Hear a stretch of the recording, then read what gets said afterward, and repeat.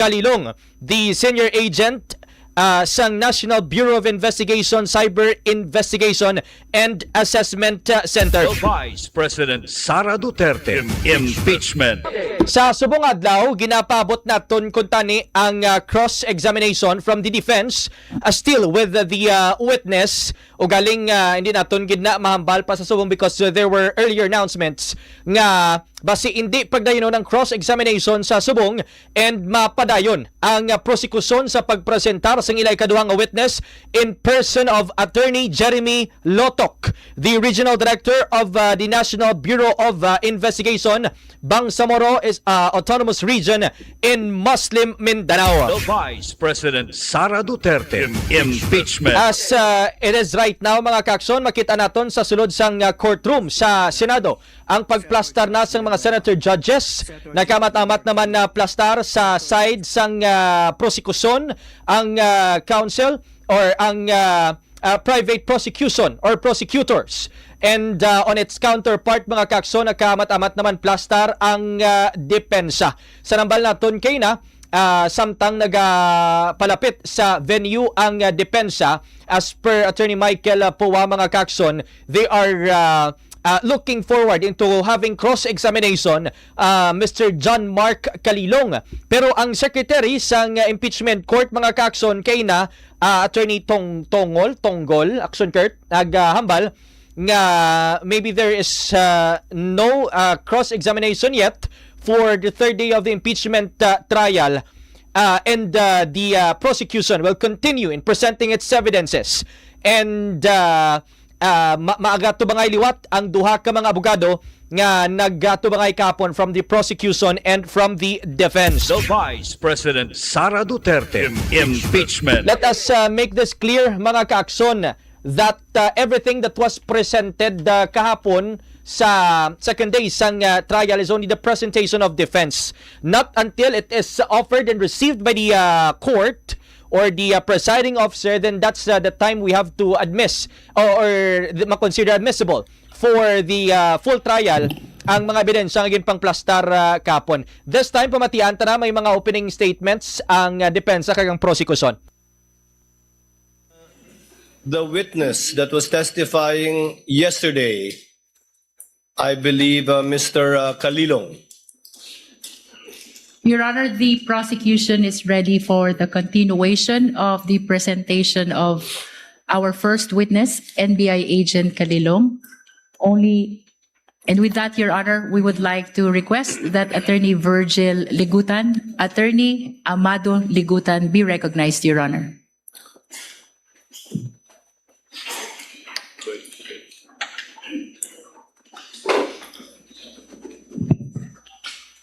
For the record, Attorney Ligutan will be representing the counsel for prosecutors, and on the part of the respondent, it will be Attorney Narvasa. Yes, Your Honor. That will be correct.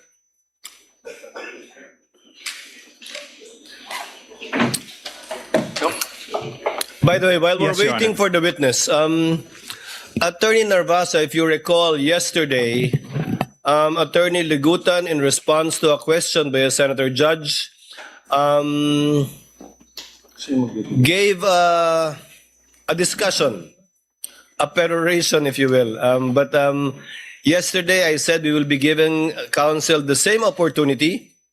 I cleared it earlier with Senator Pia Cayetano who wanted the statements deleted from the record. However, since this is a televised proceeding, nakita na eh, napakinggan na eh.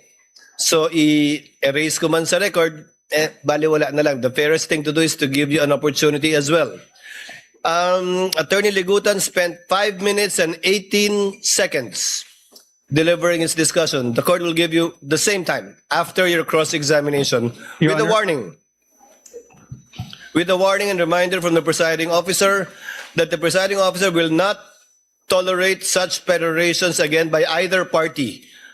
Even if it is in response to a question of a senator judge, and the presiding officer will try to remind as best we can senator judges to let the witnesses present the evidence of both parties instead of the counsels Radio. presenting both facts and law through their statements. Senator Judge Cayetano. Alan. I'd like to thank the presiding officer for prudence, for wisdom in trying to resolve this issue. And I do understand that we are 24 people, all elected by the people, all wanting justice, all wanting a fair trial. Having said that, prudence dictates that we stop ourselves from asking certain questions that can prejudice the whole trial, whether or not our intention is to do so. So the problem is well stated by the presiding officer that if we simply delete from the record, mapapanood nyo na rin naman sa YouTube yung magandang discussion ng prosecution. So, on one sense, it is fair to give the defense a chance to answer. But on another sense, it's unfair. Why? Because whoever phrases the question, lamang na eh. Kasi yung question nga is, why is this an impeachable offense? So for example, if I was the one who stood up yesterday and I asked the prosecution, why is this a political vendetta? And why is the House not investigating the flood control instead of investigating the Vice President? That would be unfair. That would be unfair to the House. That would be unfair to everyone. So simply giving the prosecution the chance to answer that question I asked would be unfair to everyone. So I do not know the solution. I accept the solution of the presiding officer. Now, let's not tolerate any more questions like that. I agree with Senator P. I don't like being called out. But that's the role of the presiding officer and the Senate President. No? So, sana yun lang, no, na one, when we ask the questions, we'll make sure it doesn't prejudice the whole trial. Whatever we say here, may ma-accuse na lawyering for the prosecution or defense. Okay lang yun. Okay lang yun. Sa prayer nga kahapon, di ba? Basta't justice, bahala na magalit. Okay. But my last point, Mr. President, let's give the defense a little latitude in not only answering that question, but what you want to say. Because nga, the question is unfair. So if you're simply going to answer that question, then it won't solve the problem na nakapagsalita sila 5 minutes kayo nakapagsalita. So we'll consider, personally, I'll consider the very eloquent answer yesterday as a sort of a closing. So same, personally lang, Mr. Presiding Officer, give the latitude to the defense na parang closing din, whatever. Because they have affirmative defenses. And they did not push us to hear that. They went straight to trial.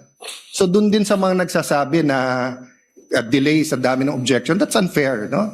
Let's give everyone latitude here. The same thing, I think may konting ano sa internet na photocopies are not original and the council was simply citing, tama ba? A Supreme Court decision, no? And the rules of court. And the rules Your of court. So I'm just saying it's an emotional issue. So all of us will be hit, badgered, whatever. I think trabaho naman nung witness natin, bantayan yung internet. So as long as hindi foul, hindi threat. But having said that, Mr. President, let's give each other leeway, but only to the point that the trial will not disintegrate, di ba, into a political fiasco or circus. Thank you, Mr. President. The remarks of Senator Judge Alan Cayetano are noted. Senator Judge Pia Cayetano. Thank you, Mr. President. This will be brief. First of all, I'd just like to confirm that I acknowledge what the presiding officer said, that I agreed. Basically, I'm withdrawing my motion in the interest of fairness, because the delivery of justice is about fairness. So kung nakapagsalita nga ang prosecution with their closing statement, di pwede rin dapat mag-closing statement ang defense, no? So I am amenable to that. But very, very, very briefly, Mr. President, I'd like to put on record, why are we being strict about the rules? Why do I have to bother standing up? Well, because nothing in this world will run well without the rules. Now, my colleagues The Senate is a basketball-loving Senate. Dami dito, hilig mag-basketball. Kung ako volleyball player, colleagues ko basketball. I'll use basketball as an example. Will you have a decent basketball game if there's no rules? No, there's rules. That's why we stand up. And then sometimes there are also opportunities to question the rules. That's also fine.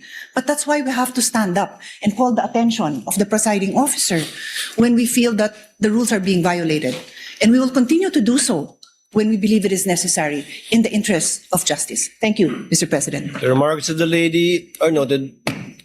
Since we are discussing housekeeping chores and matters, let the presiding officer continue with the same. The presiding officer will call for a break midway through in order to afford the parties 15 minutes to relax, go over their notes, and do their thing. In regard to senator judges or counsels for the parties who are not on deck, you're free to answer the call of nature in the least disruptive manner possible and return afterwards outside of the 15 minutes that we will be doing halfway through the proceedings. And finally, a request has been brought to the presiding officer to request as well the senator judges to lower the tone of conversational voices because I think where you're seated is an echo chamber. Naririnig sa iba't ibang sulok ng plenaryong ito yung mga sinasabi din ninyo at hindi rin nakakapag-concentrate yung ilan sa ating mga kasama na nakaupo sa paligiran ninyo. Just a reminder, and one last reminder before I recognize counsel for the respondent, Mr. Calilong, you will be testifying once again and will be undergoing cross-examination under the same oath Yes, Your that you Honor. took yesterday. Do you understand that? Yes, Your Honor. Thank you, counsel for respondent. Attorney Narvasa, if you're ready, you may proceed with your cross-examination. Your Honor, may I be allowed to approach a witness? You may do so. Thank you, counsel. Good afternoon, Mr. Calilong. Dr. Nuncio. During your direct examination, you testified that you were trained on photo and video authentication. Yes, sir. You said that you were trained for 2 weeks? Specific for photo and video, sir. Sir, my questions are answerable by yes or a no. Could Yes, you sir. please constrain yourself to these questions, unless I tell you, okay? Objection to that, Your Honor, please. And you got this training from Max. Before counsel for respondent proceeds, counsel for the prosecutor to let the presiding officer Your Honor. recognize you first. You are so recognized, sir. What is your objection? Thank you so much. Inasmuch as I would like to accommodate the defense that in asking the question that the witness is to be limited to a yes or no question, Your Honor, please.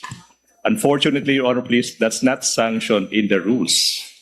There's nothing in our rules that would allow a defense to constrain a witness, even on cross-examination, to answer the questions by a yes or no answer. It's not in the rules. So, Your Honor, please, we cannot constrain a witness to answering either a yes or a no. The witness should be able to qualify. The usual answer by the defense is that it could be handled by the prosecution on redirect. But that is not the case, Your Honor, please. So long as there is nothing in the rules that would allow the defense to constrain the witness to answer yes or no, the prosecution will vehemently object to that, Your Honor, The please. presiding officer May I, Your overrules Honor? the presiding officer overrules the objection. The counsel for prosecutors can make a continuing objection regarding this matter, but it is the position of the presiding officer that the witness is seasoned enough. According to his testimony yesterday, he has attended over, if I recall correctly, 30 hearings already. So he would know how to respond and to explain if the need would arise. And it's up for counsel for the responding if at all to strike out whatever answers that are not responsive to his question. Counsel for responding may proceed. Thank We you. would abide, Your Honor. We would abide. Thank you, counsel for the prosecutors. And you testified that you got this training from MaxCore Interventures, Yes, correct? sir. And you said that the training you got from MaxCore Interventures was in digital forensics. Yes, sir.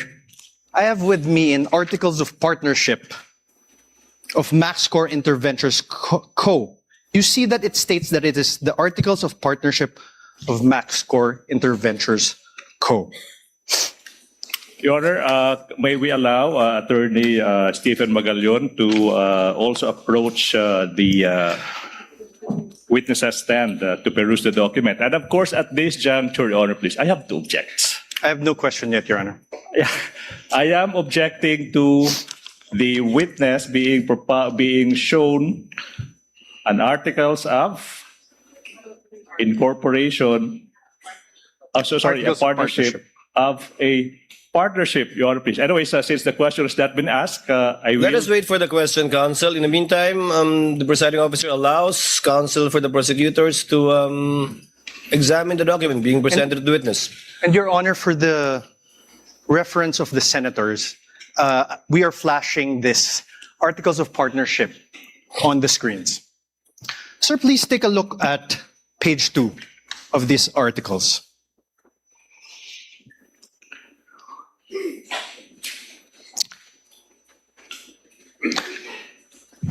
Page 2, sir. That's here. Page 1, page 2. Let's read it together, okay? Primary purpose, to engage in the business of trading both import and export of goods on wholesale, retail basis. Do you see that, sir? Yes, sir. Now on page, the same very same page 2. The secondary purpose. Let's read it together again. Own, use, improve, develop, subdivide, sell, exchange, lease of all kinds, including buildings, houses, apartments, and other structures. Do you see that, sir? Yes, sir. After that, in the same page 2, the secondary purpose is to print, publish, distribute, buy, sell, acquire rights to and generally deal in all kinds of software packages, books, periodicals, newspapers, magazines, journals, and other publications dealing in or having to do with subjects of all kinds, character, and all acts of things as may time to time be deemed needful, necessary, or required. You see that, sir? Yes, sir. Thank you, sir. Now I'm showing you a screenshot of the website of this MaxScore Interventures Co. It states under About Us. I'm also flashing this on the screen, Your Honors, for the ease of the senator judges.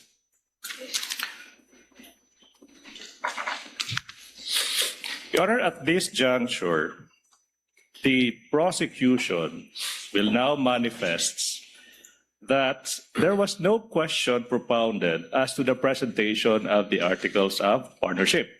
And the counsel is now moving forward to the presentation of an alleged website.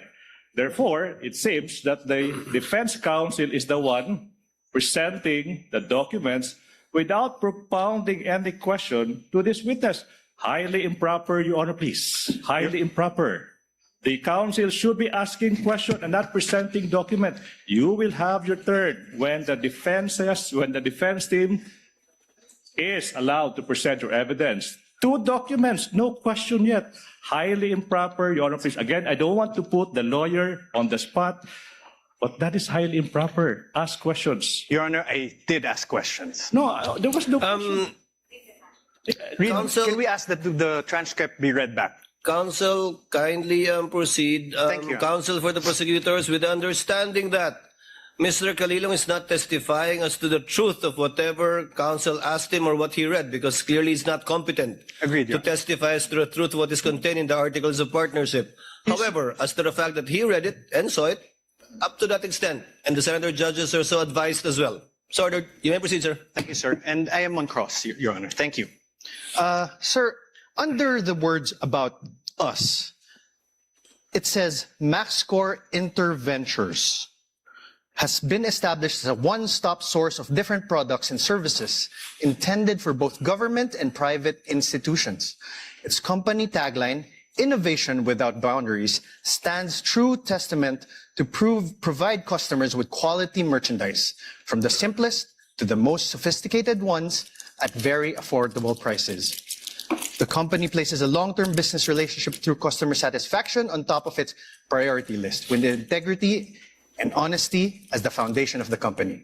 It envisions to evolve into excellence amidst the competitive pace of information technology. You see that, sir? Yes, sir. Sir, now I'm showing you another screenshot of the website of this MaxScore Interventions Co.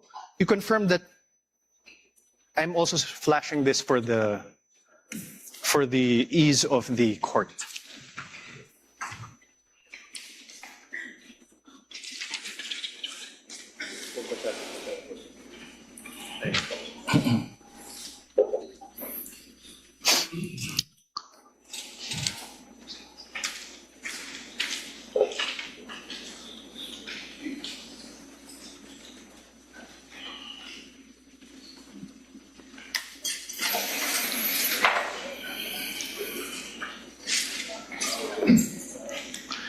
Sir, At this point, Your Honor, please, allowed. The prosecution is allowed.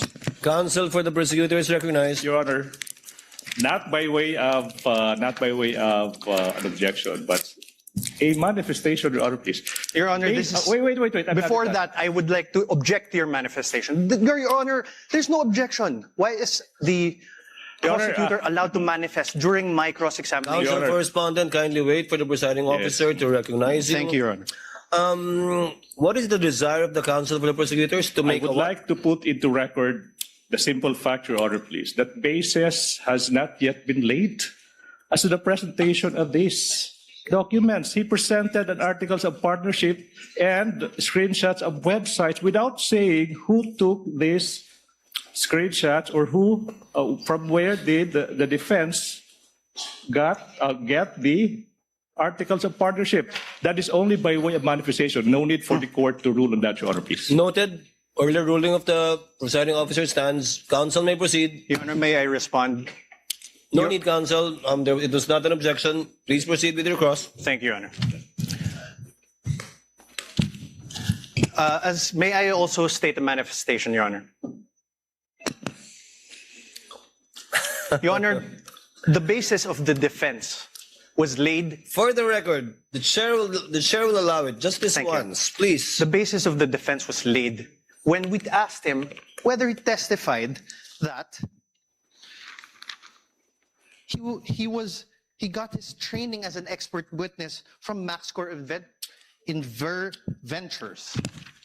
That's basis. Counsel, please proceed. Thank you, Your Honor. Sir, could you take a look at this? Under the words "our products," the products seen there are office supplies and equipment, ICT equipment, software and hardware, investigative equipment, hardware and software, emergency response software, and CCTVs. Do you see that? Yes. Thank you. Mr. Calilong, are you a lawyer? No, sir. Yesterday, you testified that you signed the affidavit of investigation dated February 10, 2025. Yes, sir. Your Honor, may I request a copy from the prosecution? I think it is Exhibit P-4-3 in series. P-4-3 series. Your Honor, please, manifestation.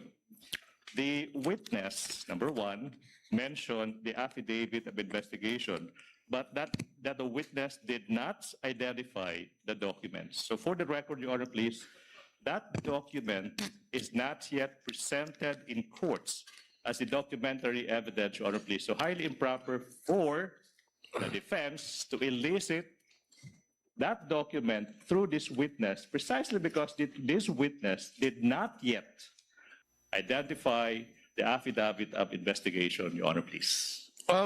Which exhibit is this?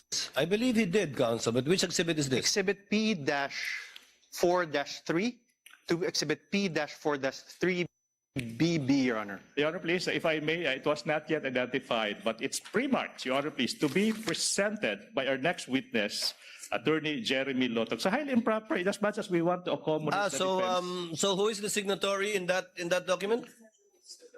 Is it,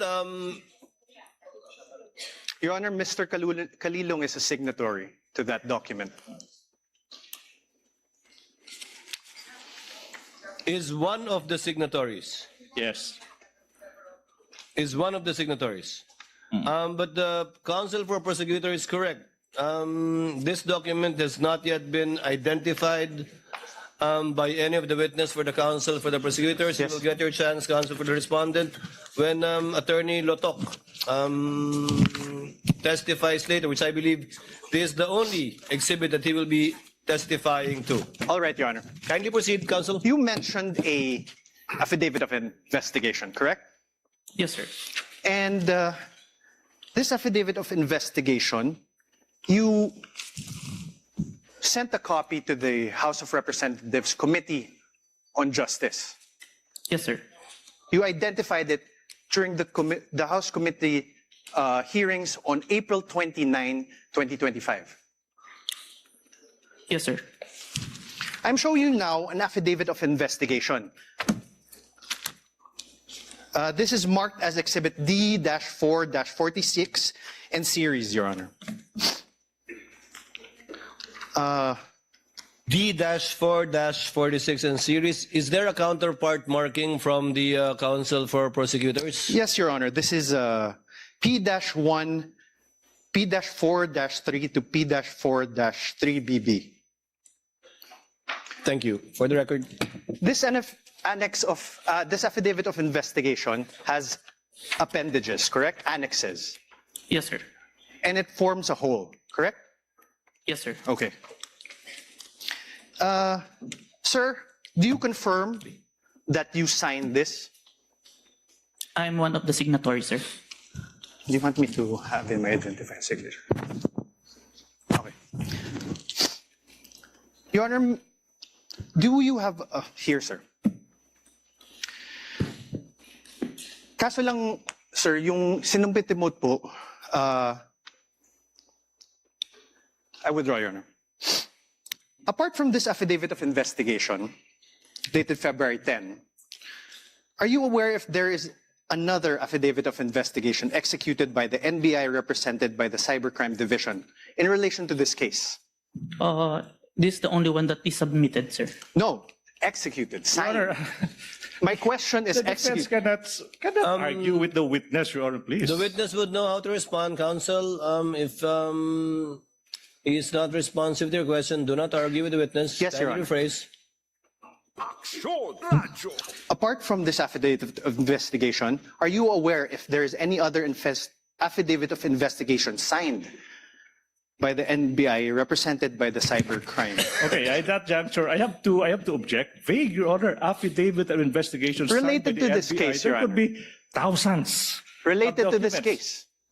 If the witness knows, witness may answer.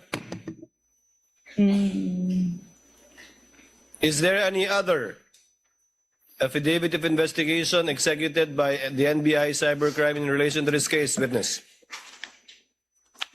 As far as I remember, sir, this is the final affidavit of investigation, sir. Final affidavit. Are you sure, Agent? Let me remind you that you are under oath. Yes, sir. I have with me a certification, a DOJ certification, executed by J.V. Lawrence B. Bandung, Senior Assistant State Prosecutor J.V. Bandung. For the record, Your Honor, this is Exhibit D-4-29 for the defense. Do you see this, sir?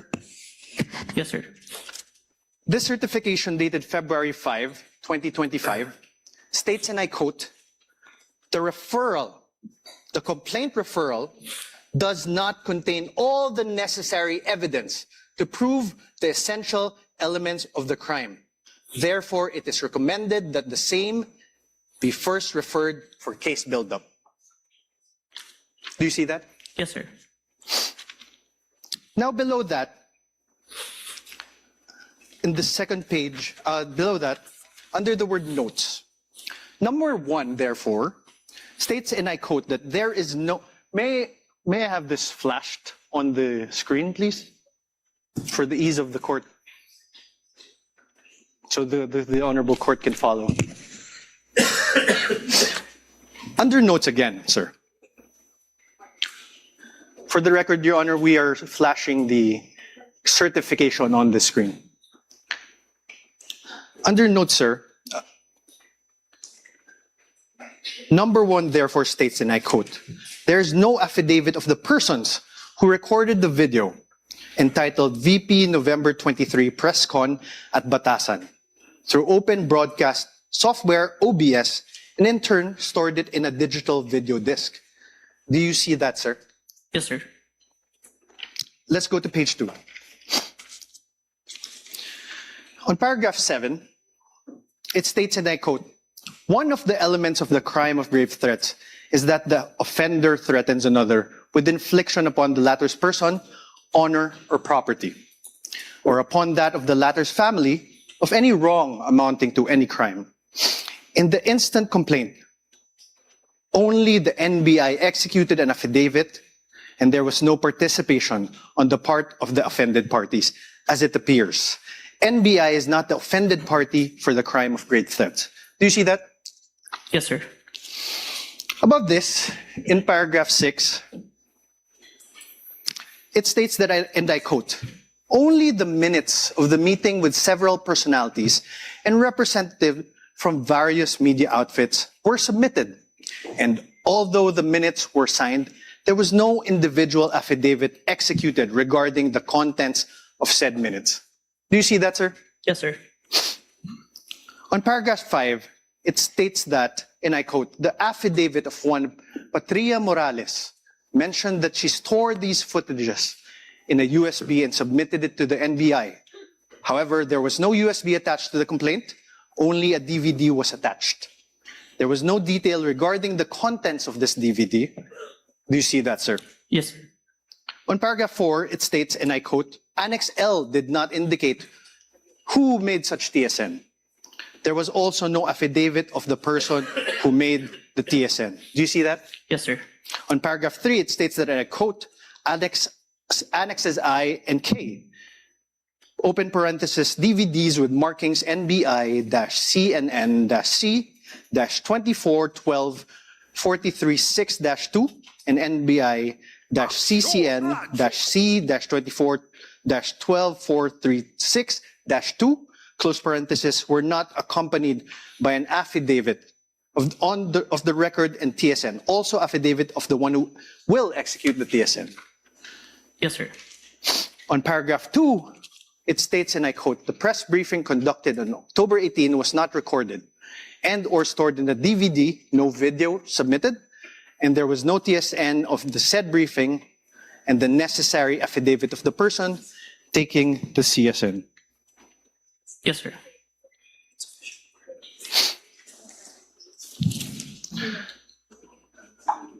Now, you are aware, sir, so now, is your memory refresher? Did the DOJ send back the original affidavit of investigation to the NBI? Yes, sir. As far as Thank you. Now, you are aware that on February 11, 2025, the NBI, through its then director, retired Judge Jaime B. Santiago, wrote to the Office of the Prosecutor General submitting a revised affidavit of investigation. Yes, sir. This is your affidavit of investigation dated February 10, right? February 10, 2025. Correct? So, wait. So, objection, Your Honor. The defense said that this is your affidavit, dated February 10, without showing any document to I'm the asking, witness. sir, How could the witness answer to a question that is not accompanied with a document? That should be the basis for the question. And, the and answer, this Your is Honors. your affidavit. I will reform, Your Honor. Kindly reform, counsel. Thank you, Your Honor. This is your affidavit dated February 10, 2024, correct? Please check.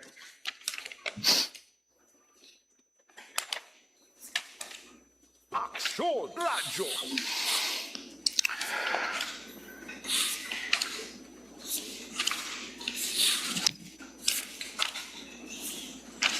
Sorry, sir.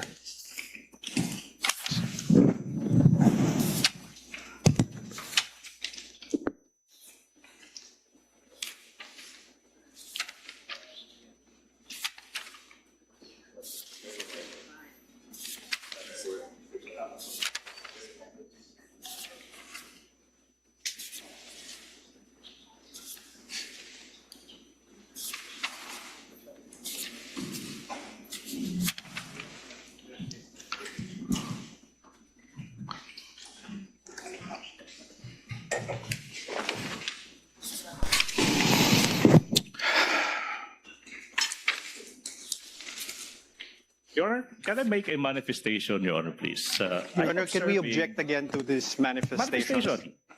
I will not even object. I'm being generous. Your Honor, Counsel, let's wait for the witness to review it. It's a voluminous document. And the signature is on the last page.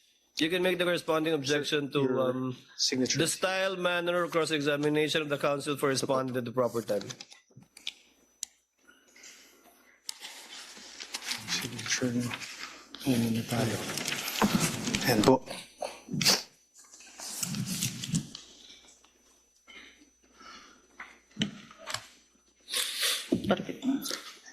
Is this the amended affidavit of investigation? This is a photocopy of the Yes, sir. affidavit, sir. This is the amended one. Yes, sir. The photocopy, sir. Thank you. With the permission of counsel, Mr. Calilong, what was the date of the first affidavit you submitted that was returned by the DOJ to the NBI? As far as I remember, January 30, and was when the certification was issued, we complied with the requirements and submitted it on February 10. That's Have you why there's a revision. identified that affidavit of investigation dated January 30 in yesterday's proceedings? No. Yes or no? Sir? Have you identified the January 30? The one that I identified, Your Honor, is the authentication, Your Honor. Not the affidavit of investigation. So you have not done so. Yes, sir. This one, you have not done so too. Yes, Your Honor. For the record, counsel, you may proceed.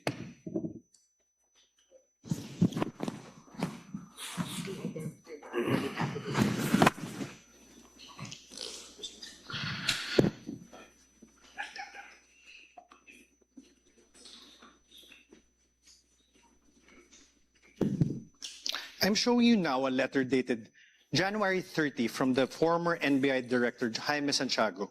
now I have to object, Your Honor, please. You know, the defense has been confronting this witness with documents, even without marking and identifying the source of these documents. Your It's Honor, like plucking out of thin air a document, presenting them the document to the witness, and withdrawing the document Your Honor, that's up without to the... even introducing this piece of evidence, this piece of exhibits into evidence. So my question is, through the presiding officer, is the defense not entering these documents into evidence, Your Honor, please?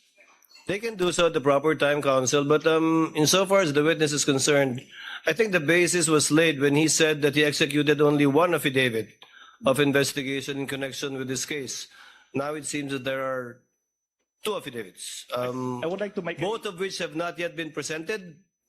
One will be presented, I think, by Attorney Lotok. Your Honor, for But the first record- one, we're not aware of it. Is that correct, counsel, for the respondent? Your Honor, he just identified a copy of the affidavit of investigation.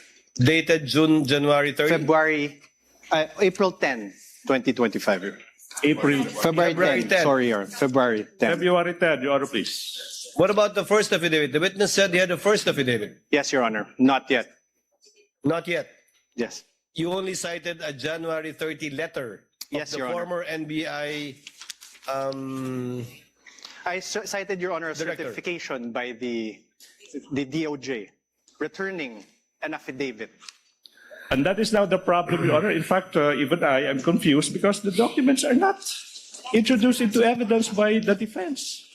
Counsel, please proceed and kindly help the court to be Thank clarified you. regarding this matter.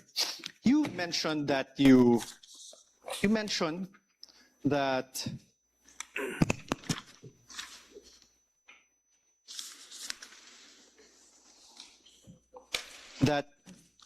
you were aware that the then director, retired Judge B. Santiago, wrote to the office of the Prosecutor General submitting a revised affidavit of investigation on February 11, 2025. I'm showing you now that letter dated February 11, 2025. For the record, this is Exhibit D-4-43 for the defense. Up for the defense, you mean pre-marked? Pre-marked. Suppose. Because when you say marked as evidence for the Pre-marked. defense, it's not yet. Your turn has, you have yet to present your exhibit, so it should be pre-marked, Your Honor, please. No, it's pre-marked, and I believe both the defense and the respondent and the prosecution also have common pieces of evidence which you decided during pre-trial. This is not one of them, which you decided during pre-trial to be marked It's not separately. one of those few common pieces of evidence. Yes, there are a few. Sir, Please proceed, counsel, for the respondent. Witness the answer. there is a signature above the name Judge Jaime B. Santiago. Whose signature is that? Your Honor, now I would like to object to the relevance. A letter is being, the witness is being confronted with a letter coming from the former NBI director, Judge Jaime B. Santiago, and this witness is now being asked to identify whose signature is that. That's obvious. I'll allow it conditionally if you can show the relevance Your Honor. insofar as your ability to test the credibility and the accuracy of the witness is concerned. In the meantime, I'll allow it. Kindly show the connection, counsel. Thank you. Sir, whose signature is this?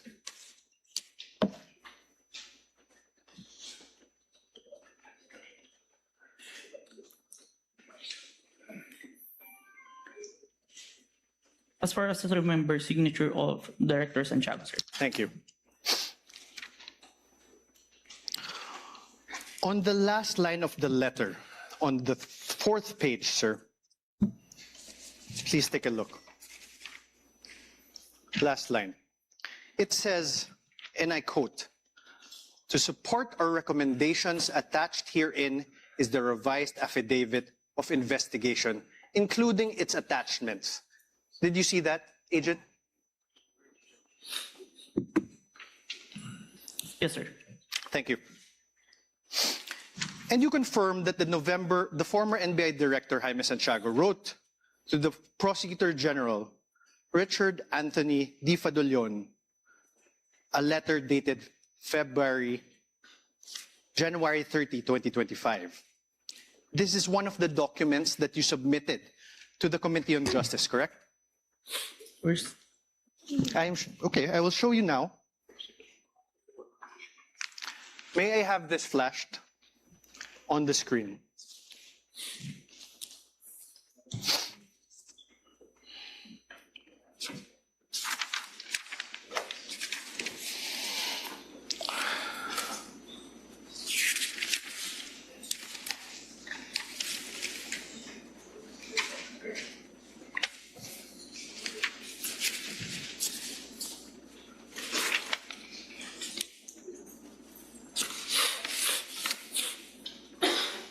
Do you recall this document? January? Yes, sir. Yes.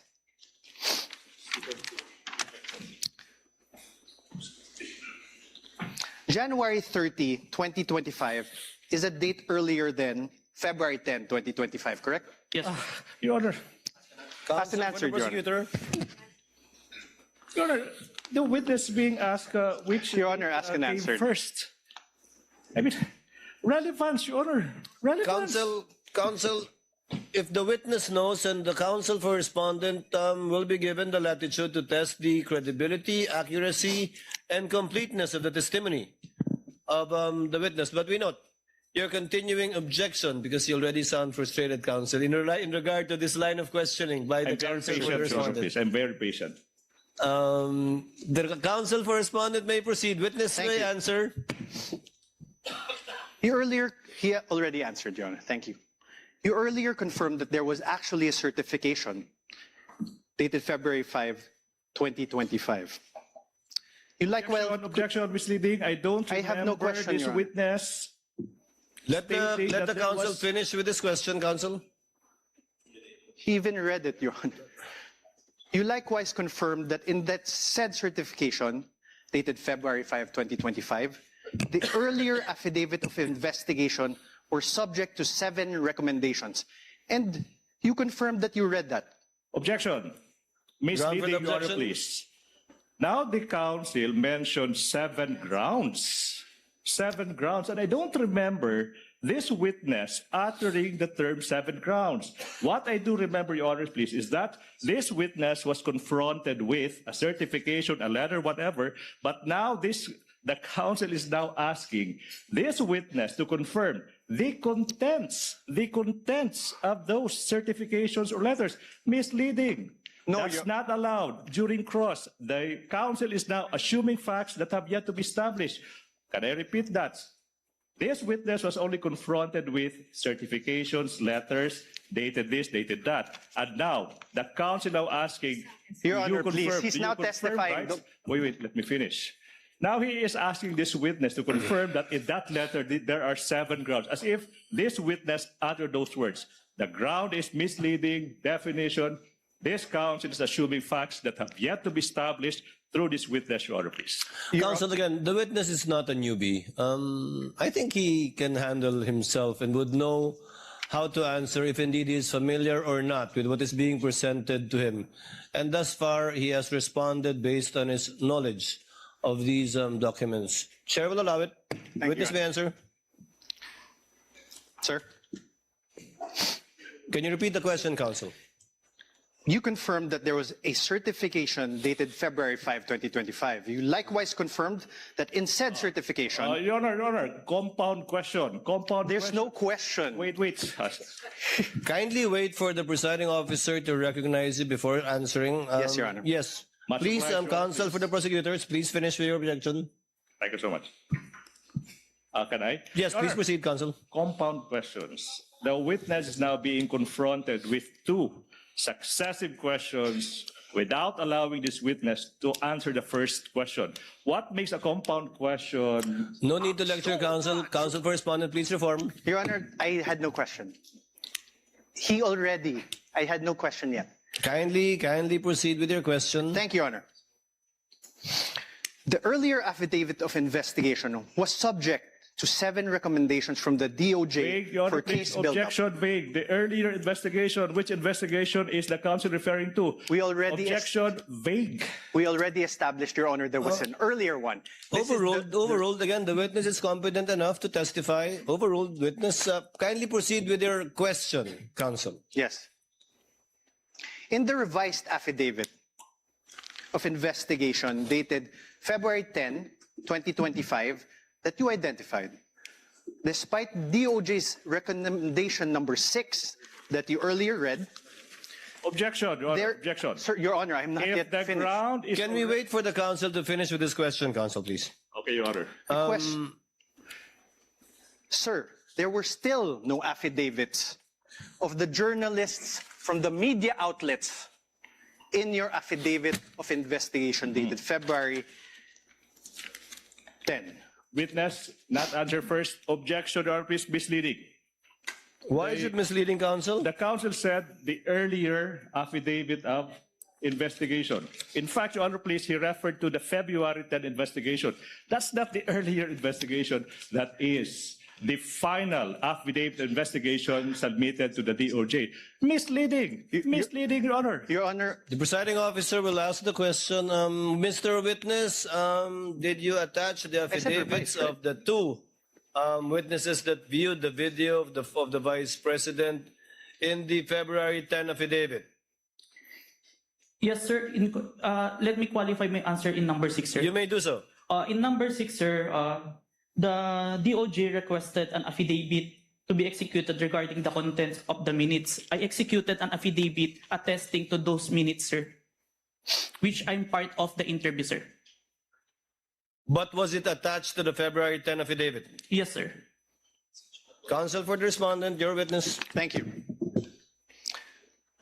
Sir, but there are no affidavits of the journalists from the media outlets, correct? My question is not found there, Your Honor. Oh, Your Honor, please. My question is Your not Honor. found there. Okay, wait. The counsel is confronting the witness with a document, and he propounded I questions, was and then not- he asked another question, and he took the document away. What's Your the Honor, purpose of that? I was Objection, not- Your Honor, please. My question is plain, Your Honor. Let the Do you- witness peruse the document you presented him with. Let him answer that through the document. My question is plain, Your Honor. Your Honor, a witness should be allowed to peruse the document I am that he not- was confronted with. Counsels, please. Witness, I think the witness understood the question. Mr. Calilong, you may answer if you understand the question. I will repeat the question. Your Honor. Kindly repeat, counsel. Thank you, Your Honor.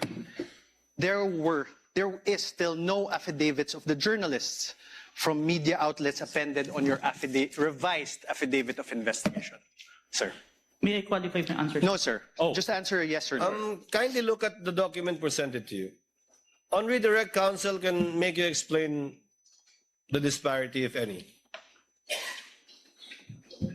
The question is simple. Are the affidavits attached to the affidavit of investigation?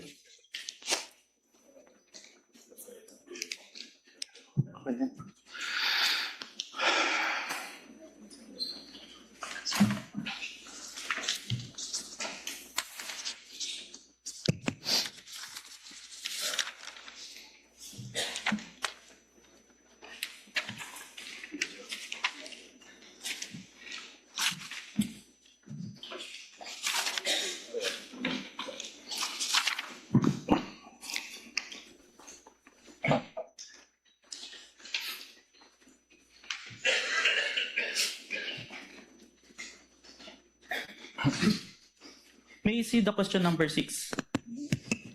Your Honor, my question does not relate to question number 6. Kindly show the witness, counsel.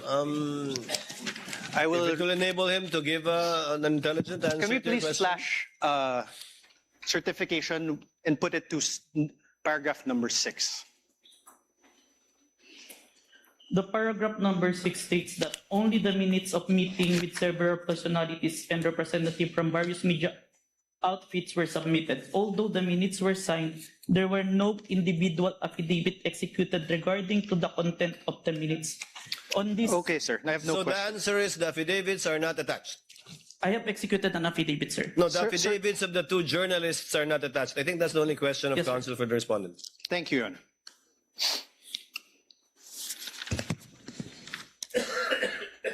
Instead, sir, as you confirmed, what you appended to the affidavit of investigation are affidavits of NBI agents, correct?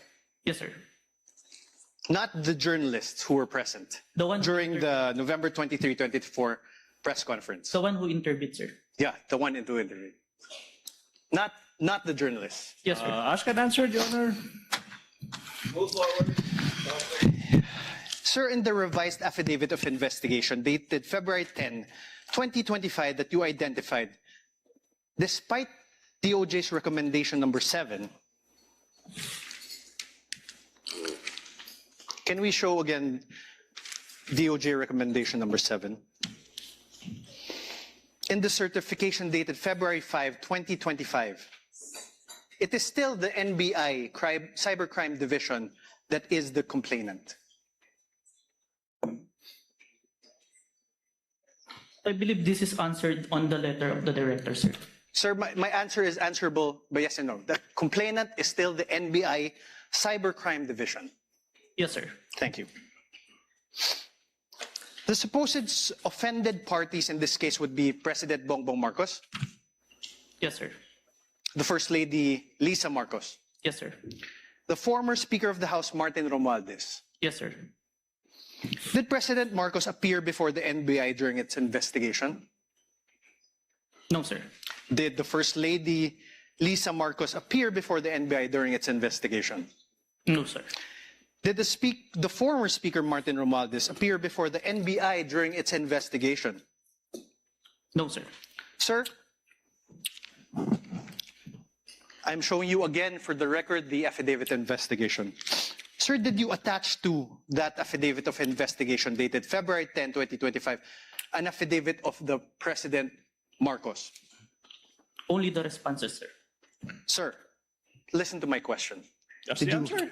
Your Honor, he did not answer, so I am entitled to That's ask his again. answer. Not responsive. The question was, Mr. Witness, did you attach the affidavit of President Marcos to the February 10 affidavit? No, sir. Did you attach an affidavit of the First Lady, Lisa Marcos, on your affidavit? No, sir. Did you attach an affidavit of former Speaker Martin Romualdez on your affidavit of investigation? No, sir.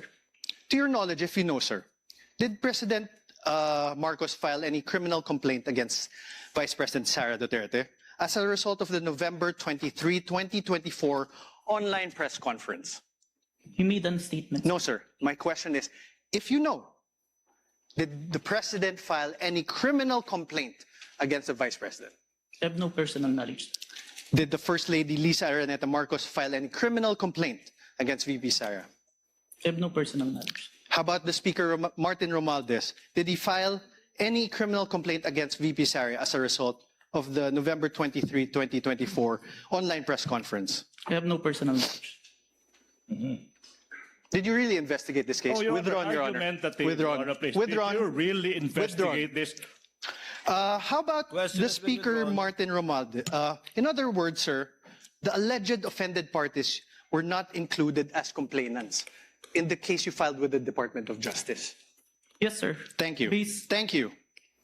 And despite the fact that the NBI Cybercrime Division did not comply with recommendations number 6 and number 7 in the certification date February 5, 2026, it nevertheless filed the revised affidavit of investigation dated February 10, 2025 that you identified today.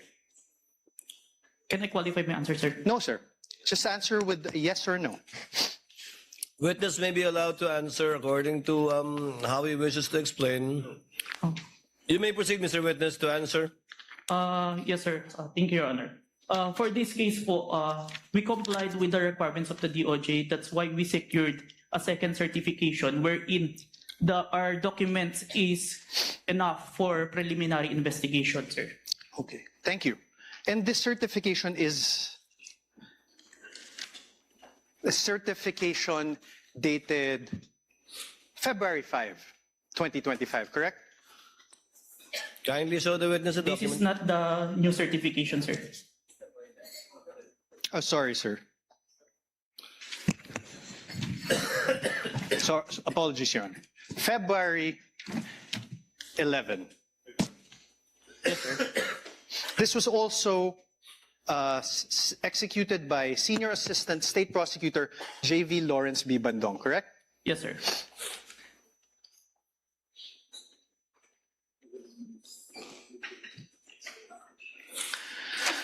Now let's discuss the nature of the investigation you conducted.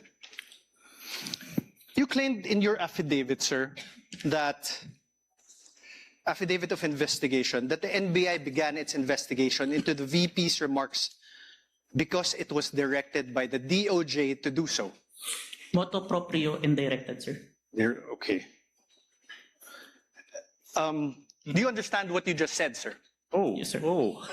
Can I I'm object to asking, that, sir. Your Honor, please? I'm asking, sir, it makes sense, Your Honor. Argumentative counsel, move on. Mutu proprio, sir, means, Oh, no, objection. You cannot lecture, counsel. This is sir, what does cross-examination. you mentioned mutu proprio. What does it mean? Even without a complainant, we started the investigation, sir. Are you sure, sir? Oh, argumentative. Are you sure, sir? Move on, Are counsel. you sure, move on. How sir?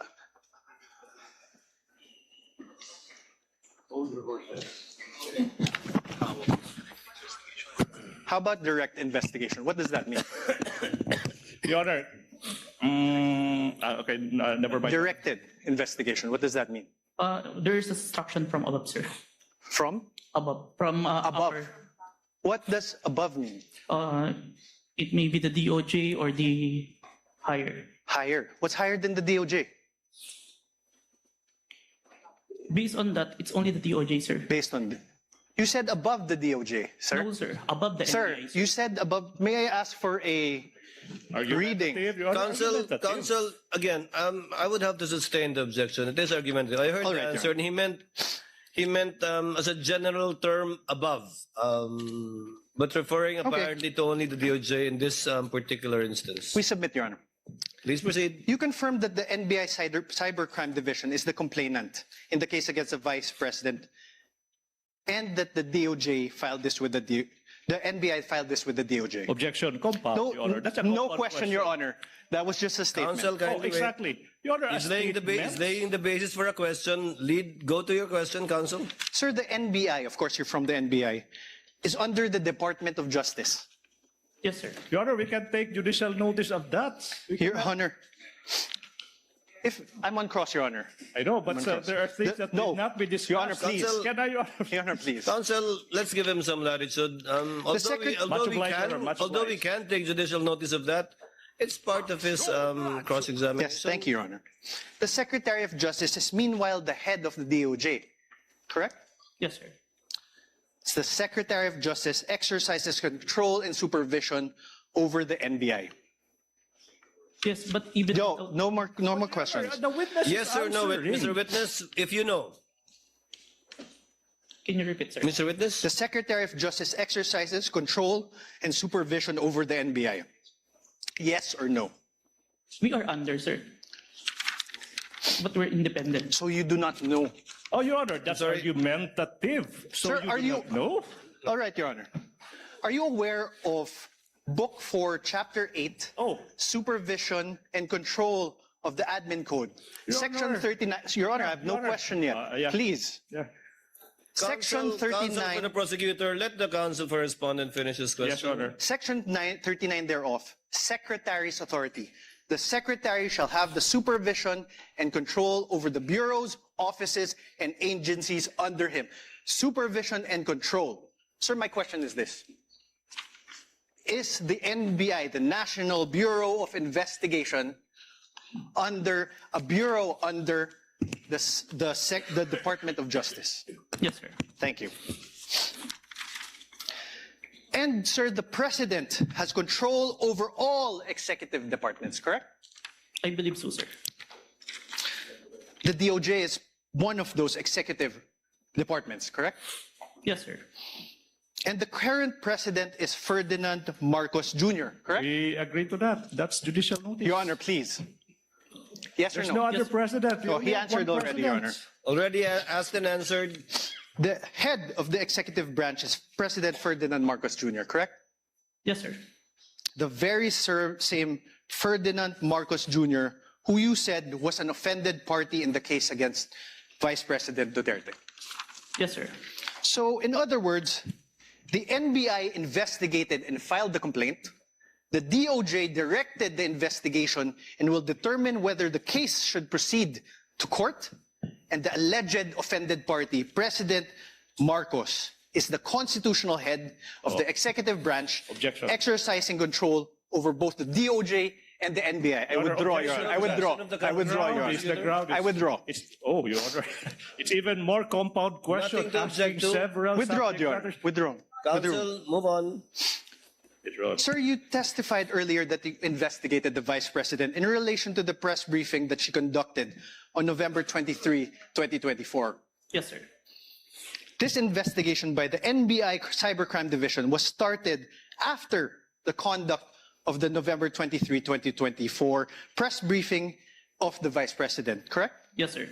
So basically, to put it simply, the investigation was done after the supposed incident on November 23, 2024. The same day, sir. The same day, but after. Oh, Your Honor, the same day then after. Same, not responsive, Your Honor. Counsel, clarify your question. Same day, The same day. investigation was done after, later than, the supposed incident on November 23, 2024. Yes, sir. Thank you. You mean to say later that day? Yes, Your Honor. Because how can you investigate something that hasn't happened yet? Correct, Yes, Your Honor. Please proceed. Sir, you're not one of the participants of the press conference on November 23, 2025, correct? Yes, sir. So you do not have personal knowledge about what transpired during that press briefing, correct? It was live streamed, sir.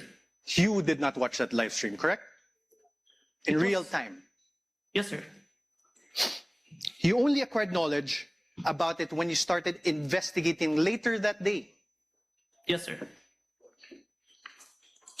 You also do not have personal knowledge of the alleged threats made by the Vice President during that press conference. Press briefing, sorry. After the press briefing. After. You only acquired knowledge about it when you started investigating. Yes, sir. You also do not have personal knowledge of the alleged assassin that was allegedly hired by the Vice President. It came to my knowledge upon... Personal knowledge, sir. No, sir. Now, during your testimony yesterday, you mentioned that during your investigation on the November 23, 2024 press briefing conducted by the Vice President, you preserved a copy of said press briefing through open source investigation, correct? Preserve a copy through Open Broadcast Software Studio. Okay, thank you for that correction. One of the videos that you were able to preserve in relation to your investigation is the screen recording of the November 23, 2024 press briefing conducted by the Vice President, right? Yes, sir. Your Honor, may I move that the very same USB be unsealed and shown by the prosecutor's Exhibit P-4-10 be unsealed and shown the witness.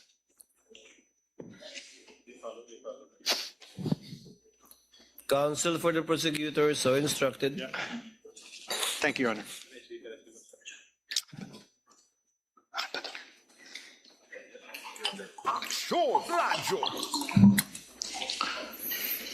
Last 3:08 oras sa aksyon na radyo ang depensa mga ka-aksyon gina-cross-examine.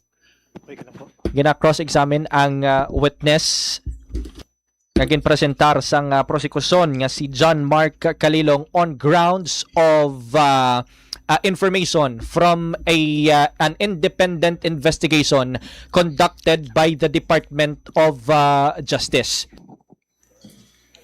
Ining ginapresentar before Mr. Calilong was in fact decided upon by the Department of Justice having no weight of probable cause sa criminal offense grave threats that falls under Article 4 si Articles of Impeachment versus Vice President Sara Duterte. USB and that it be allowed to be played.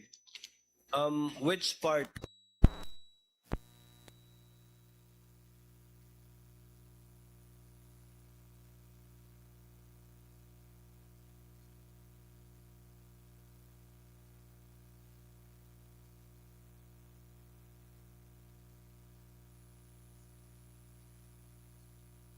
I presume the time stamp. Yes, we have, Your Honor. I will get to that. Witness may open the seal, Thank you, Your Honor. and counsel for the prosecutors is instructed to accompany one of the counsels for the respondent in the tech booth to make sure that it's the same USB being presented. For the record, Your Honor, the witness is opening the prosecution's Exhibit P-4-10, Your Honor. This is the video dated November 23, 2024.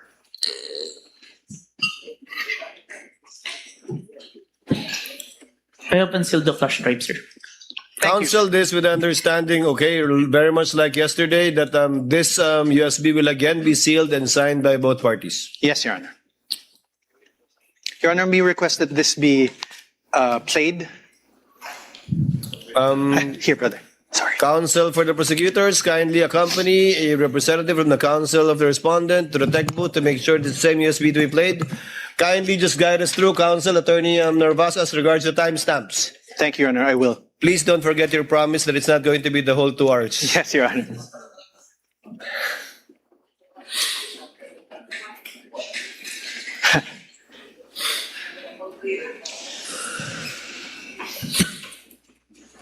Waiting. Senator Judge Pia Cayetano, what is your pleasure, ma'am? Yes. If it's possible, Mr. President, if our secretariat can install a monitor here because magkaka-stiff neck na po ako watching this. And it really doesn't look nice that I'm slouched there looking this way. So, and then this one here is a little bit, not for videos, but for the copies of affidavit, it's quite difficult. So if they can put one here, Secretariat, the others want another, but I can speak for those in the front row we would like to request. Thank you. the clerk of court rather is instructed to kindly install a TV monitor in front of the tables of the counsel for the parties instead of at the witness stand. Both sides.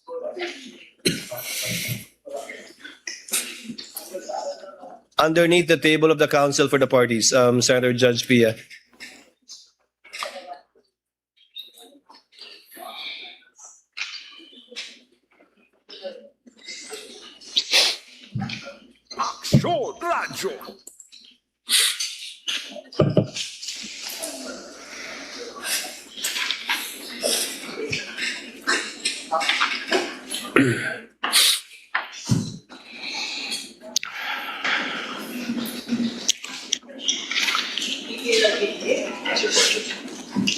Counsel, for the record and for reference, kindly identify the timestamp that you will be playing. I presume in chronological order.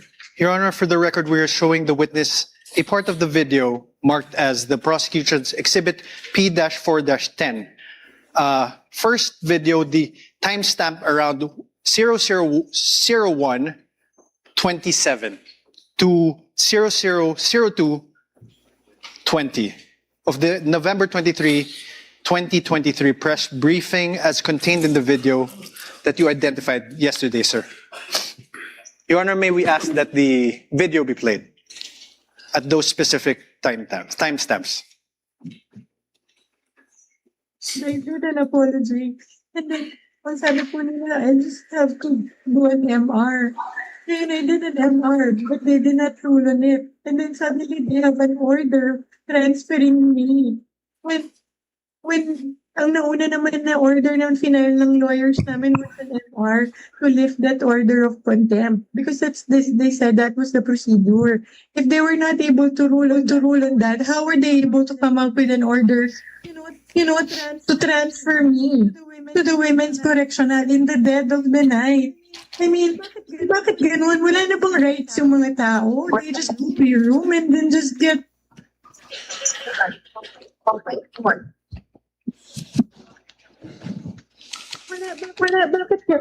I don't understand. Your Honor, may I ask that the video be stopped? Sir, do you know who that is in the screen in the video that you identified? Attorney Zulaika, as far as I remember, sir. And Attorney Zulaika, as far as you remember, Attorney Zulaika is who in relation to the Vice President? You may answer not a yes or no question. As far as I remember, she is the COS. COS meaning Chief of Staff, Chief of right? Staff. And she is there in that video because she was cited in contempt by the House of Representatives, correct? If you are aware, you're the investigator. Prior to the... Sir, my question again. The witness Let is the about to witness answer. answer. Witness was in the process of answering. Prior to the scene, I have no personal knowledge, but based on her statement during the video, I think it was mentioned. So you didn't investigate the things that happened prior to the scene, correct? Sir, yes or no? We have investigated, sir. You didn't investigate. Oh, I did, sir. argumentative. That's why there's an October 18, sir. So what happened before that? If you investigated, what happened? I don't have personal knowledge, sir. Sir. Because I'm not present during that time, sir.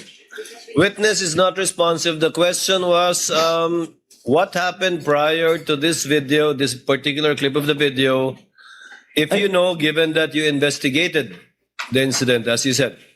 As far as I remember, there is a hearing in the House of Representatives. What committee, sir? I can't remember the committee, sir. What happened, sir?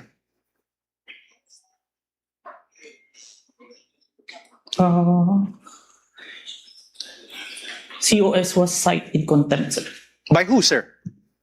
I can't remember the exact, sir. But you investigated. I withdraw, Your Honor. Can we play, let me show you timestamps around 002832 to 002933. This is the same prosecution's exhibit P-4-10. That is the video you identified yesterday. Your Honor, may we request that that video be played? Hindi ako lalabas. Pwede magtanong. And just very quickly, Jason, if I may. Sorry. Go ahead. So after you pushed back attorney, they left the room, no? Tama ba? Did they appreciate that that detail accurately? Because I think alam din naman nila na mali yung ginagawa nila. You don't put people in the dead of the night. What is that? It's served, di ba? Business hour. I mean, official business hours. Because hindi naman po ako criminal eh. I am not a criminal. I am already here in their facility. I have assured them already that I will attend their hearing on Monday. So why will they treat me like that? So that's why I said I want my lawyer. I want my lawyer. Talk, please. Sir, did you consider this in making your evaluation in the revised affidavit of investigation dated February 10, 2025? Yes, sir. Thank you. Now let me show you timestamps around 003305 to 003432 of the November 23, 2023 press briefing as contained in the video that you identified yesterday, the prosecution's exhibit P-4-10. Your Honor, may we request that You're online, ma'am. Go ahead, ma'am. Go ahead. Sorry. I would not have pushed that there by myself if I did not feel that I was being threatened. My life is being threatened. And I'm sure you saw in the hearing that my back hurts. I cannot lift everything. I cannot. But dahil natakot ako, I feared for my life. I really pushed that myself. Because hindi lang to harassment. This is really a threat to my life. They gang up on you in the middle of the night. Huh? How is that done? Isn't that a threat to my life? Alam nila na I'm sick. I have said that repeatedly when the doctor came here. Stop. Thank you. Sir, did you investigate the threats to Attorney Zuleika's life? We need a complaint for this one. That's why Yes or no, sir? Did you investigate? we did not, because there's no You there's did no not. complaint. Okay, thank you. The motto pro No question, sir. If the witness may be allowed to answer, Your Honor? I had no question. Already answered. Did you consider this part in making your evaluation in the revised affidavit? Asked and answered. He said This is yes a different earlier. part, Your Honor. This is a different part. Did you Witness may consider answer. this part in your evaluation, the revised affidavit of investigation dated February 10, 2025? Yes, sir. Okay, so despite considering these parts of the aforesaid videos, the NBI still recommended the filing of complaints for grave threats and inciting to sedition only against the Vice President. Yes? May I qualify my answer, sir? No, sir. Yes or no? There's a reason why Sir, your counsel may ask you questions. This is my turn. Proper Sir? subject matter for redirect. So, despite Counsel, considering these parts of the videos shown to you, the NBI still recommended the filing of complaints for grave threats and inciting to sedition against only the Vice President. Yes, sir.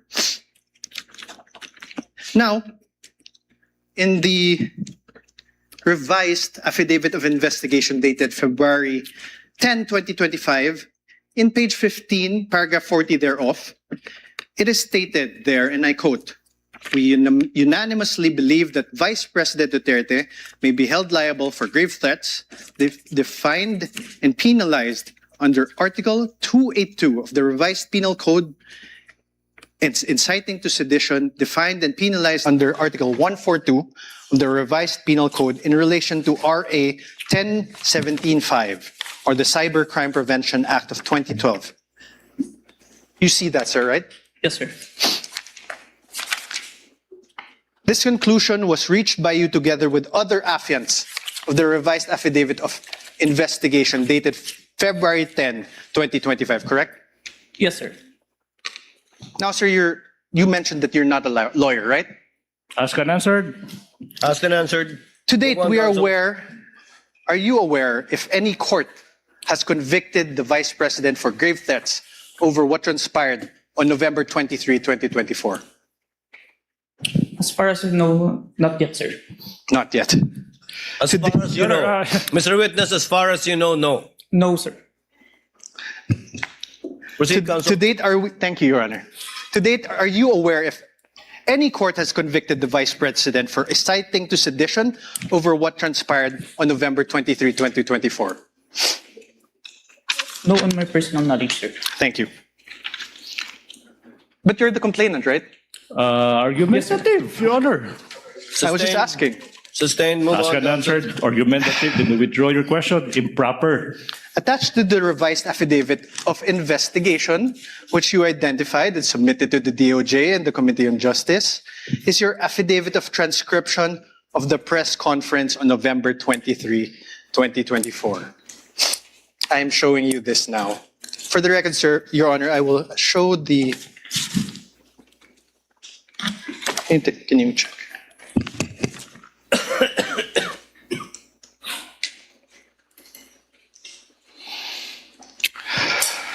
Sir, please take a look.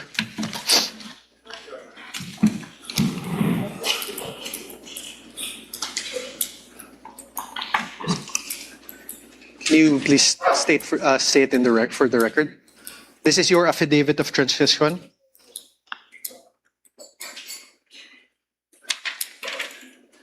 Yes, sir. This is a photocopy of my affidavit of transcription, sir. This refers to the press conference on November 23, 2024.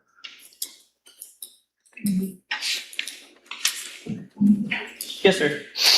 You signed this on December 20, 2024. Yes, sir. Sir, please take a look at your paragraph 2. Let's read it together. In relation to the ongoing investigation, the undersigned was tasked to transcribe the screen-recorded video of the press conference of Vice President Sara Duterte on 23 November 2024, which was saved on a DVD. You read that, sir? Yes, sir. On paragraph 3 thereof, let's read it together. Undersigned transcribed the video mentioned above within the which resulted in a CCD transcript hereto attached. Yes, sir. You read that, sir? And 4, I hereby certify that the above mentioned digital evidence has been faithfully transcribed and that has not been edited, altered, or changed in any way. Did you read that, sir? Yes, sir. And I am, on number 5, paragraph 5, I am executing this affidavit to attest to the truth of the foregoing facts and circumstances and for whatever legal intent and purpose it may serve. Yes. Did you read that, sir? Yes, sir. These statements of yours, this affidavit of yours, these were all done under oath, correct? Yes, sir. And you were offered as an expert in digital forensic examination with a whopping 2 weeks of training. Do you confirm that that transcription of the screen-recorded video of the press conference of VP Sara Duterte on the 23 November 2024 has been faithfully transcribed? I don't remember that I was introduced as expert, but a competent witness. Okay, sir, but my question is, the press conference of VP Sara Duterte, that the transcription of the screen-recorded video of the press conference of VP Sara Duterte on 23 November 2024 was faithfully transcribed by you. Yes, sir.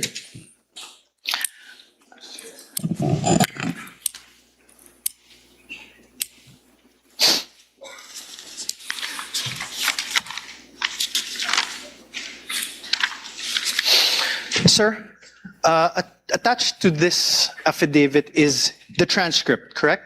Can you please take a look? Yes, sir.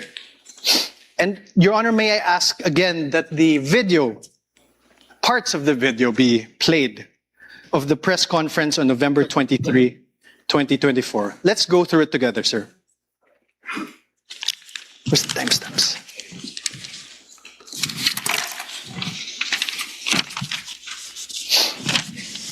First, let's go to around timestamp 00446. Your Honor, may I request that the video be played? Sir, please. Steps after this order, are you going to file? Are you going to trigger na po ba, ma'am, the filing? I am not leaving this room. I am here in the House of Representatives detention facility for 5 days until the hearing on Monday. Nobody can come in here and demand to transfer me in the middle of the night. I have my right. Okay, ma'am. Any crime. I am not leaving this room. Stop. Okay po, ma'am. Yun lang po, ma'am. You heard that, sir? Do you want to repeat it? I heard it. You heard it. Sir, in the first, you see also where that part is? Can you see it? Start with the question with Red Mendoza, sir. Okay, after the Zuleika Lopez. Did you hear that? Yes, sir. Okay. Mr. Witness, kindly speak to the mic. Yes, sir. Yes, Your Honor. You heard, she said, I am not leaving this room. I am a detainee here in the House of Representatives detention facility for 5 days until the hearing on Monday. That is the first sentence, sir. My question is this. Does your transcript have the words a detainee? Can you repeat the video, sir? Okay, let's do it. Please play for the video again, please. Instructed to kindly play the video timestamp identified by counsel for respondent. You're going to trigger na po ba, ma'am, the filing? I am not leaving this room. I am here in the House of Representatives detention facility for 5 days. That part that the detainee is inaudible. The only I heard. That's You why. heard the, correct? Yes. Are the words or the sounds the there? Here. Here. Yes. Here. Okay. Please play. How about the last part of the paragraph? She said, I have my rights. I am not accused of any crime. I am not leaving this room. Does your paragraph in your transcript have the word accused after not? Can you play the video, sir? Please play the video again. Speak to the microphone. Tech is instructed to play the video. Witness is instructed to speak to the mic. Demand to transfer me in the middle of the night. I have my rights. I am Okay, not ma'am. accused of any crime. I am not leaving this room. More. Play, please. Okay po, ma'am. Yun lang po, ma'am. Thank you po, ma'am. Wait. Back. Any other question? 0446, please. I'm sorry, ma'am, kasi I understand, ma'am. Ma'am, this is my last question and I'm very much sorry. I'm so triggered na po ba, ma'am, the filing? I am not leaving this room. I am here in the House of Representatives detention facility for 5 days until the hearing on Monday.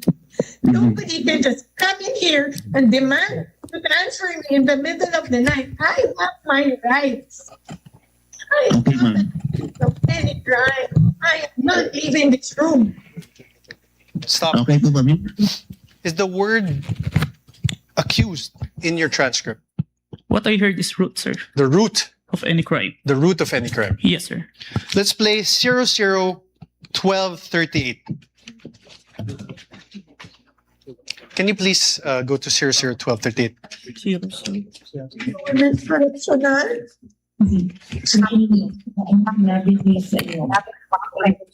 Yung contempt. Diba? Sinabi nila sa iyo, isip namin yung contempt. Ipapos mo yung apat. Sabi nila, sa akin, if you notice it earlier in the hearing, sinuspend po ng Chairman Chua yung... Wait. yung Stop, please. Your Honor, please. Now, I'm now registering my objection as to the relevance, Your Honor, please. If I may explain, Your Honor, of this line of questioning, Your Honor, please, if I may. Counsel may explain his objection. Your Honor, please. This witness already identified the video containing the contents of that press conference on November 23, 2024. And the counsel is now confronting this witness whether there are minuscule portions of the 2-hour video, like detainee, accused, whether this appear in the transcription. Now the basis for the objection is irrelevant. How can it be relevant? How can it be relevant, assuming but not conceding that these two minuscule words, detainee and accused, are not reflected in the transcript, when in fact this witness said he investigated not only on the basis of the transcript, but on the basis of the video that he himself viewed? What's the relevance? Overruled part of cross to test the accuracy and the truthfulness of the witness insofar as his transcription of the video is concerned. Thank you. Counsel may proceed. Thank you. Please play again 001238.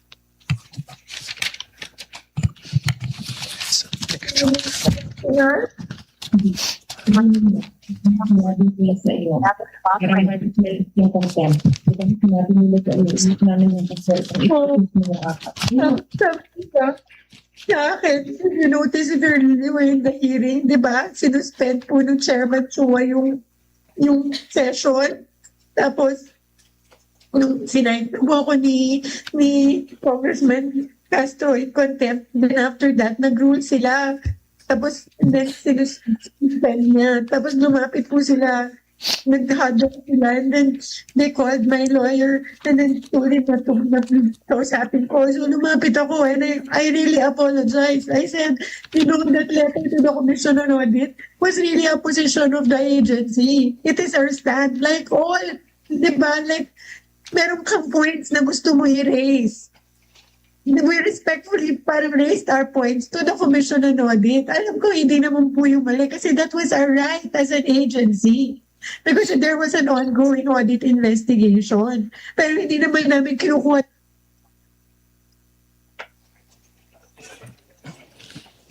Narinig mo ba? Narinig mo? Did you hear the Vice President speaking?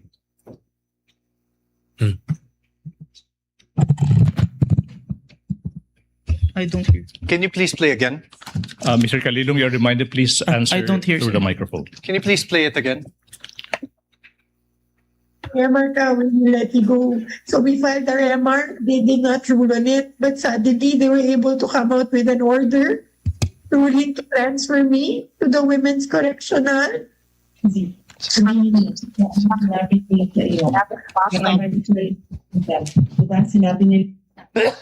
There.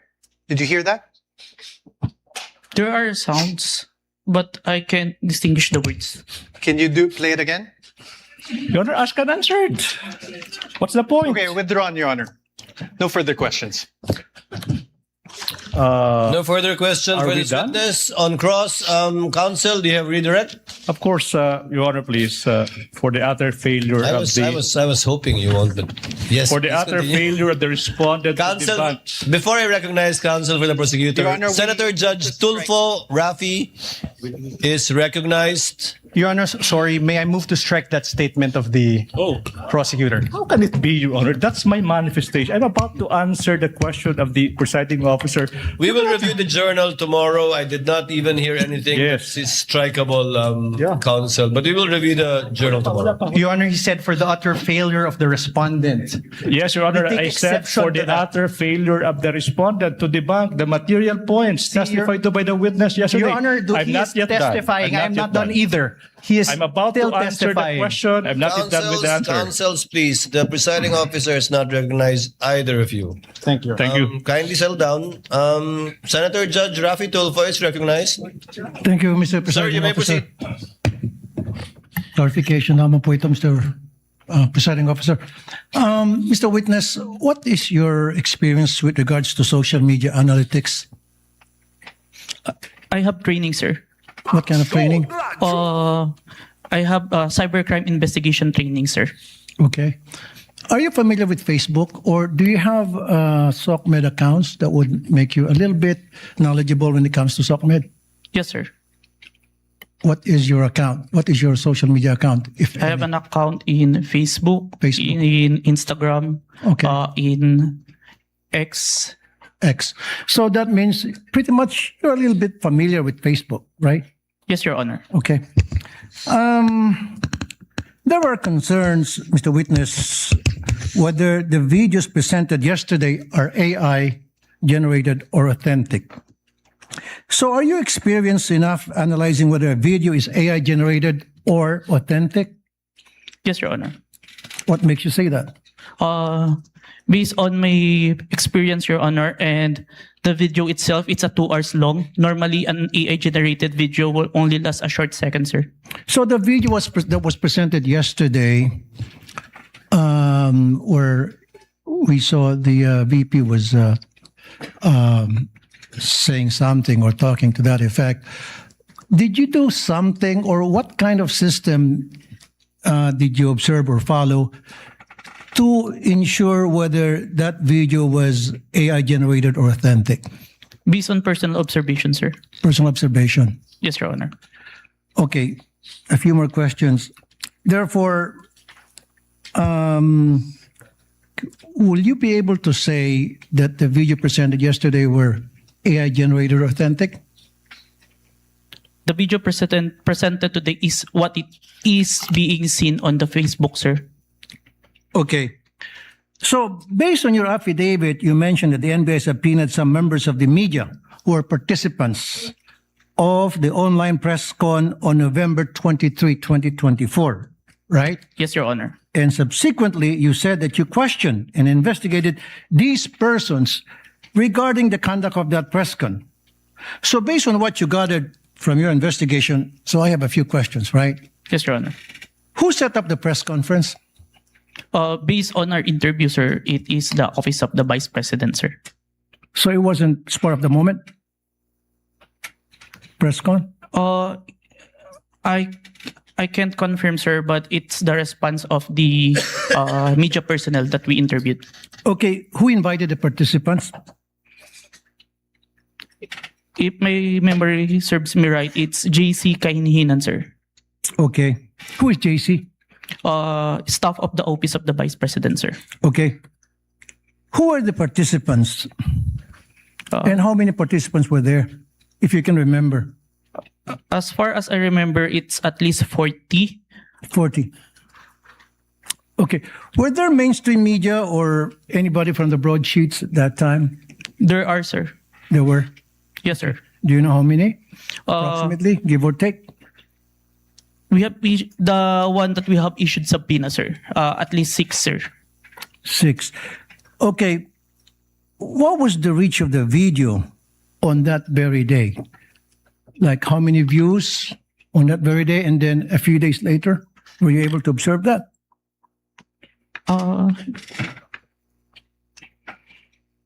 I can't remember, sir.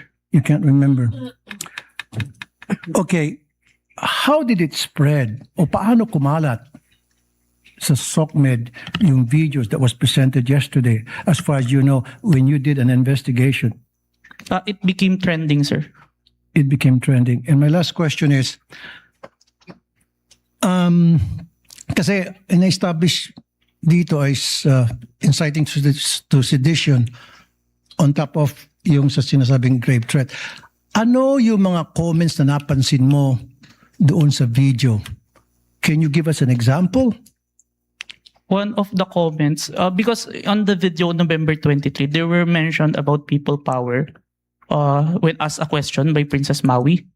Uh-huh. And The Vice President agreed, and ang laban ay wala sa EDSA, nasa Malacanang, and there are responses from the comments, but it's not documented that is agreeing, sir. No further question, Mr. Presiding Officer. Thank you, Senator Judge Tulfo. Senator Judge Aquino, thereafter Senator Judge Pangilinan. Senator Judge Aquino has 2 minutes. You may proceed, sir. Maraming salamat, Mr. Presiding Officer. Mr. Kalilong, kanina may nabanggit na dalawang affidavit, isang January at isang February. Yung January ay binalik sa inyo, tama po ba? Yes, Your Honor. And there were 7 grounds why it was returned to you, is that correct? 7 points. Can you narrate what are these 7 points that you addressed? Is that the correct term, that you addressed in the second affidavit? Yes, Your Honor. Can you name them, please? May I have the certificate, sir? Who has a copy of the certification? Was it counsel for the respondent? Your Honor, may I Yes, you may approach and show him the document being alluded to by Senator Judge Aquino.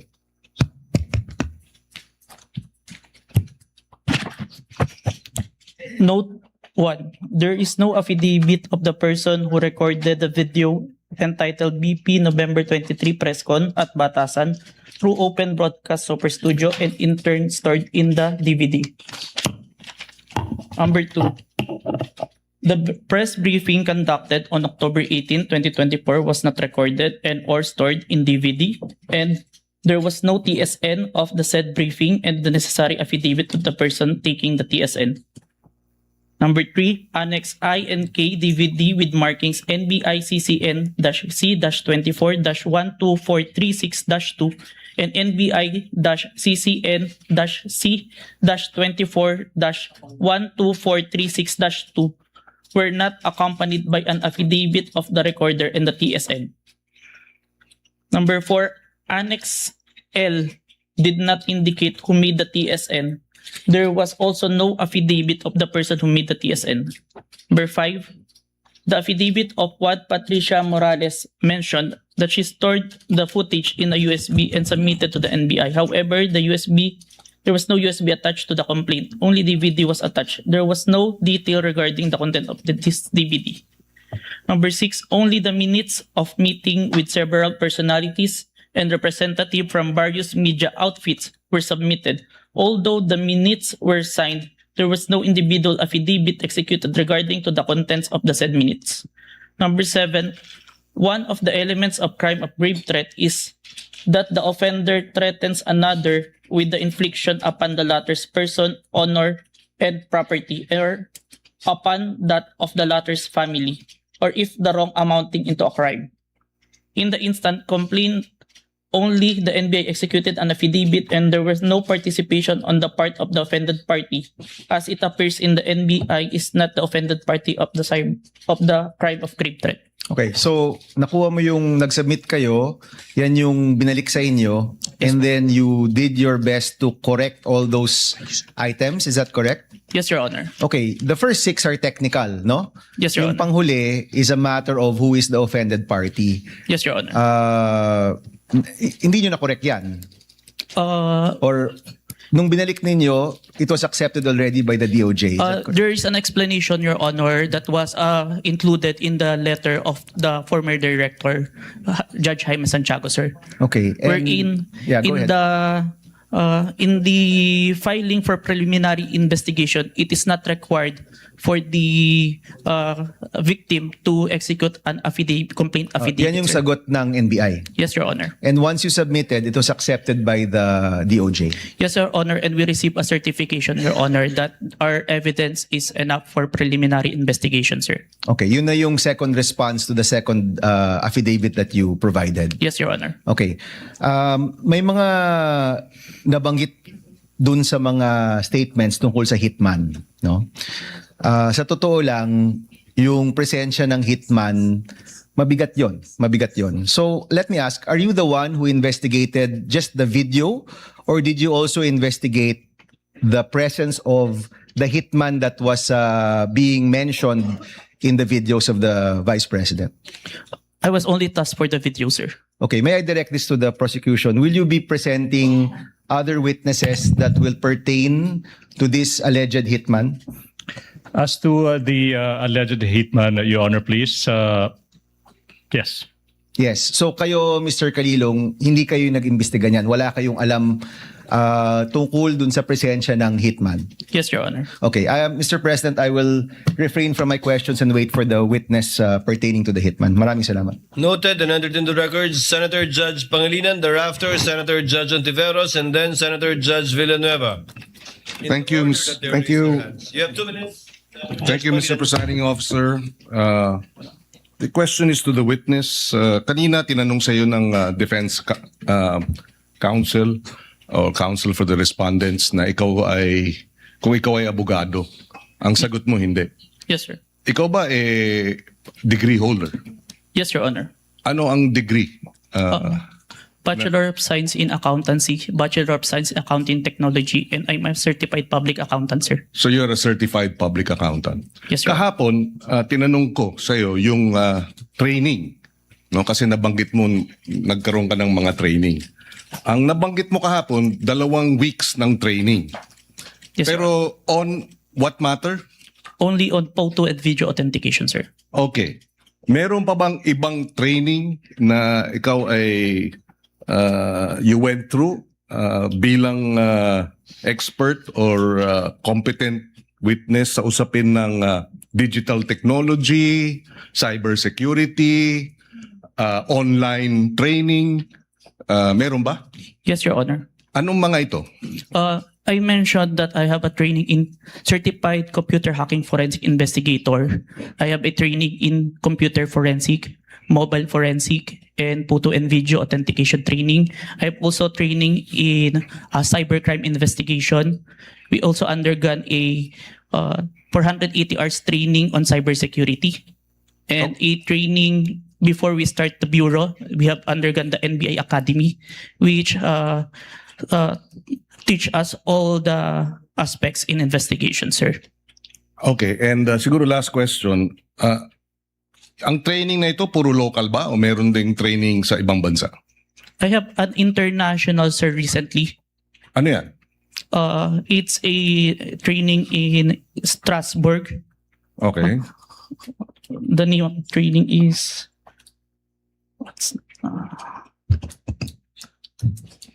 Saang lugar na lang, Mr. Witness? Strasbourg, Germany? France? Strasbourg, France, sir. Oh. It's a 5 days training, sir. And meron pang ibang international seminars na inattendan mo? International, sir, but it is conducted locally, the Interpol, sir. Interpol? Yes, Your Honor. Okay. I have no further questions. Thank you, Senator Judge Salamat. Pangilinan. Senator Judge Ontiveros is recognized. You may proceed, ma'am, and you have 2 minutes. Salamat po, Mr. Presiding Officer. Para sa Counsel for the Defense, Mr. Presiding Officer, just for clarity, ano pong relevance nung video na ipinakita ni Attorney Zuleika Lopez? Sinasabi po ba ng depensa na yung mga alleged threats o alleged incitements ni VP Duterte ay prompted nung detention ni Attorney Lopez? Yes, Your Honor. There was a systematic oppression made by the House of Representatives dating back from their even before their mini trial, Your Honor. The committee headed by Representative Joel Chua began investigating the Vice President and her people, even when Attorney Zuleika Lopez was being interviewed by the House Committee of Quadcom Committee, Your Honor.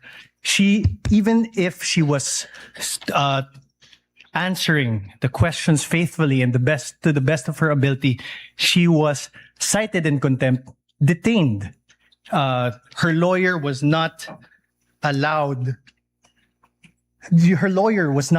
to be with her when they were trying to detain her in the women's correctional facility, Your Honor. So, Mr. Presiding Officer, Counsel for the Defense, position po ba ng depensa na pwedeng palampasin ng alleged grave threats kung may masasabing lehitimong dahilan para magbanta? Your Honor, that is not the point. No. Mr. Presiding Officer, I am making a point through my question and I am asking the good counsel for the defense dahil sinabi nila there was a systematic oppression that yes, yan po ang nag-prompt nung alleged grave threats and alleged incitements ng Vice President na prompt po ng detention ni Attorney Lopez na kanyang inilarawan sa ipinakitang video kanina.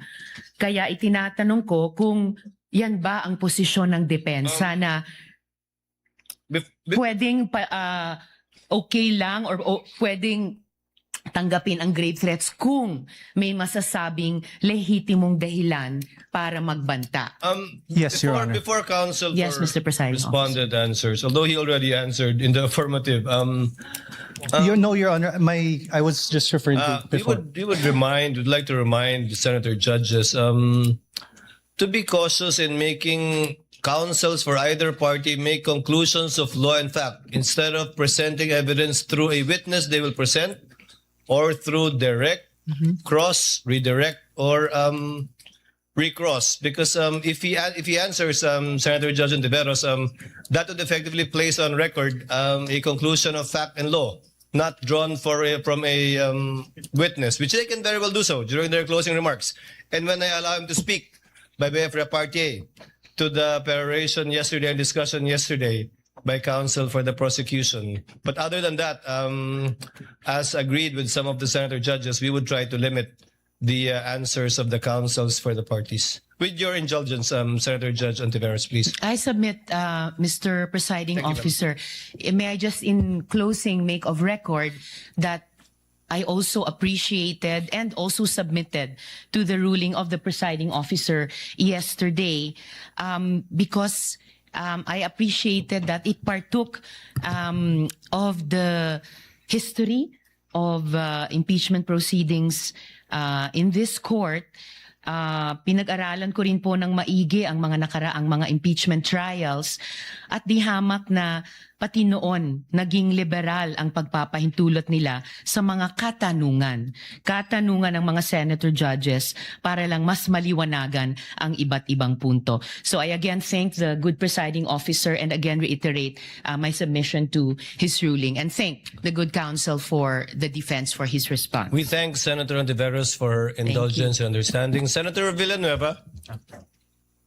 And thereafter, Senate President Gatchalian. You may proceed, sir. You have 2 minutes. Thank you, Mr. President, Mr. Presiding Officer. May I just point out something to the witness? Mr. President, Your Honors, the witness mentioned yesterday that reported statements of the Vice President were referred to the Presidential Security Command and evaluated in coordination with the National Security Council. Just to assist the court in evaluating the relevance and weight of the government security response in determining whether the respondent's conduct constitutes an impeachable offense. May we know from the witness could the witness explain yung threats po ba, how threats against the president are ordinarily assessed by the government? Kasi dito yung lumalabas yung pag-weigh natin whether or not meron bang bigat yung threat o ito'y ordinaryong threat na nangyayari sa pang-araw-araw nating buhay. Specifically, Mr. Witness, what factors are taken into account in evaluating a reported threat and in determining appropriate measures? I can't answer on the part of the NSC or TNO because I'm not part of the institution. In your in your capacity as an In my agent? capacity, Yes. what of the consideration if it's a active threat, if it's the one giving the threat is capable of doing so. Meaning, If someone high-ranking officials, and if you say an hierarchy can official, have a capability or power over to implement those such threat, it is considered, sir. example, a mayor, perhaps? Would you say a high-ranking official? A congressman? Or yung basihan po ng kanyang threat? Kunyari, ang threat ko, dadalhin kita doon sa buwan. Wala naman akong space shuttle. So, wala din pong bearing yon. Is that the correct assumption? Not only, sir, but also how it was delivered, sir. Like what was mentioned in that I mentioned previously, it was mentioned that no joke, no joke. It's a serious. So that is the one of the considerations, that's sir. the consideration. Thank you very much. And lastly, Mr. Witness, you made mention na submit mo sa DOJ nung January 30. Is it the same affidavit that you submitted to the HOR? The one that submitted to the HOR is the affidavit dated February, sir. So that's the latest. Yes, sir. The one that complied with the requirements of the DOJ, sir. Thank you very much for that clarification. Thank you, Mr. President. Thank you, Senator Villanueva. Before I recognize Senate President Gatchalian and thereafter Senator Erwin Tulfo, may I remind Attorney Narvasa that your 5 minutes, you'll be given your 5 minutes after the questions of the senator judges and before we recognize the counsel for the prosecutor for his redirect. Senate President Gatchalian is recognized. You may proceed, sir. You have 2 minutes. Thank you, Mr. May I be Presiding clarified? Officer. I believe that we would do it after recross. So I heard cross. Sorry, After Your we Honor. cross. Yes, Your Honor. Thank you, Your Honor. Better for us. Yes, Your Honor. Thank you, Mr. Presiding Officer. I just have a few questions, clarificatory questions. Narinig ko ho kanina ginong testigo na nasabi niyo may 40 media personalities doon sa press con. Tama po ba? Yes, Your Honor. Pero ang inyong inimbitahan, 6 lang. Yes, Your Honor. Bakit 6 lang? The 40, we see the number of participants, but the number of person who asked the Vice President during that time, it's limited. And we consider who we sure that is present during that time, Your Honor. Meron bang kayong criteria kung paano pipiliin itong mga media personalities or kung sino lang ang nagtanong? Kasi kahit hindi ka naman magtatanong, nandoon ka naman, naririnig mo yung mga diskusyon, meron ba kayong mga criteria kung paano pumipili ng media personalities? Yung sure po namin na present during that time, kasi kapag hindi po kasi kayo nagtanong, hindi po magpa-pop up yung mukha nyo tsaka yung pangalan nyo. Okay. At itong mga 6 na sinupinan ninyo, ano yung kanyang common statement na ibinigay? Kinonfirm po nila na present sila during the November 23, 2024 press conference, and yung utterance po ni Vice President narinig po nila. Okay, I believe ilan dito sa mga personalities ay ipapatawag rin. So tatalon ako sa ibang topic. Nakita ko kanina itong tungkol sa Max Core Interventures at nakita ko kanina pinakita yung Articles of Incorporation, mukha siyang supplier ng equipment. Ngayon, nasabi rin na doon ka nag-training for 2 weeks. Sino nagbayad ng training? Sir, the training is included in the procurement of digital forensic tools. In the procurement document, it ni-require po si MaxCore na mag-provide po ng training included in the equipment, sir. Nung paggamit ng equipment? Tsaka yung yung process po ng digital forensic as a whole. Yung kanya lang sila ba ay 'di ba sa mga IT, let's say Oracle, alam natin kilala yan pagdating sa IT. Si MaxCore ba ay kilala pagdating sa digital forensic training? Kasi pag nakita ko kanina talagang supplier sila, but are they a well-known or internationally renowned training organization? It's not the MaxCore itself, but it's the trainer that they provide, sir, that is capable in training us, sir. Itong trainer na ito, certified siya in this type of technology? Yes, sir. The trainer has a lot of certifications in relation to digital forensics, sir. Can you name a few certification na meron itong trainer na ito? I can't remember, Like, let's sir. say Oracle or let's say Microsoft, di ba? May mga ganyan No, yan. sir. CompTIA, sir. CompTIA training. I believe he also have a certified ethical hacking certification and a lot more, sir. When it was presented to us, sir. Alright. So itong mga trainers nito ay certified trainers na pwedeng mag-train sa iyo at magiging certified ka rin. Yes, sir. Initial na akong certificate, sir. Lastly, Mr. Presiding Officer, after training, nakakuha ka ba ng certification na katulad sa kanila? No, sir. But that certification that I was trained by them, sir. Pero ikaw mismo, are you certified to do forensic examinations for your purpose and responsibility? I have a certification, sir. I am a certified computer hacking forensic investigator, sir. Itong forensic analysis, meron kang for this purpose, itong pinag-uusapan natin. The computer, the authentication, sir, part or as a whole, sir? As a whole. I have a certification in computer hacking, sir, specific. But I have trainings in relation to the... Iba yung hacking eh. Yung pinag-uusapan natin, forensic examination ng video, forensic examination ng mga ganitong bagay. Meron kang certification doon? I have certificate, sir. Alright. Thank you, Mr. Presiding Officer. Senator Judge Erwin Tulfo, thereafter Senator Judge Marcos. You may proceed, sir. You have 2 minutes. Maraming salamat, Mr. Chair, Mr. Presiding Officer. Ang katanungan ko po ay para sa ating testigo.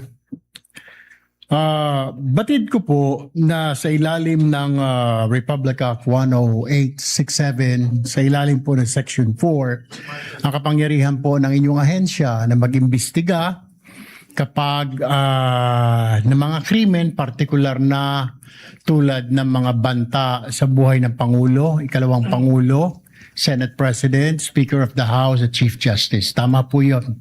Yes, Your Honor.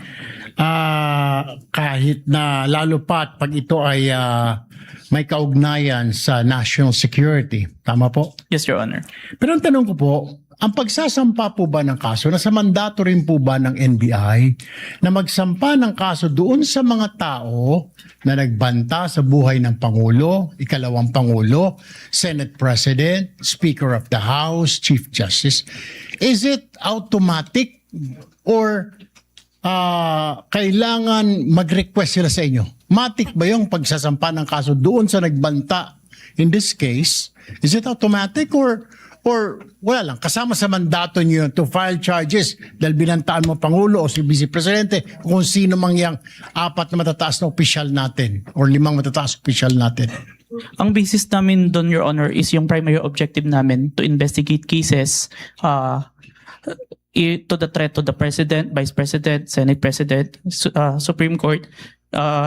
And if we found that the evidence is enough that there is a crime committed, we will file a case because that's the output of our investigation, sir.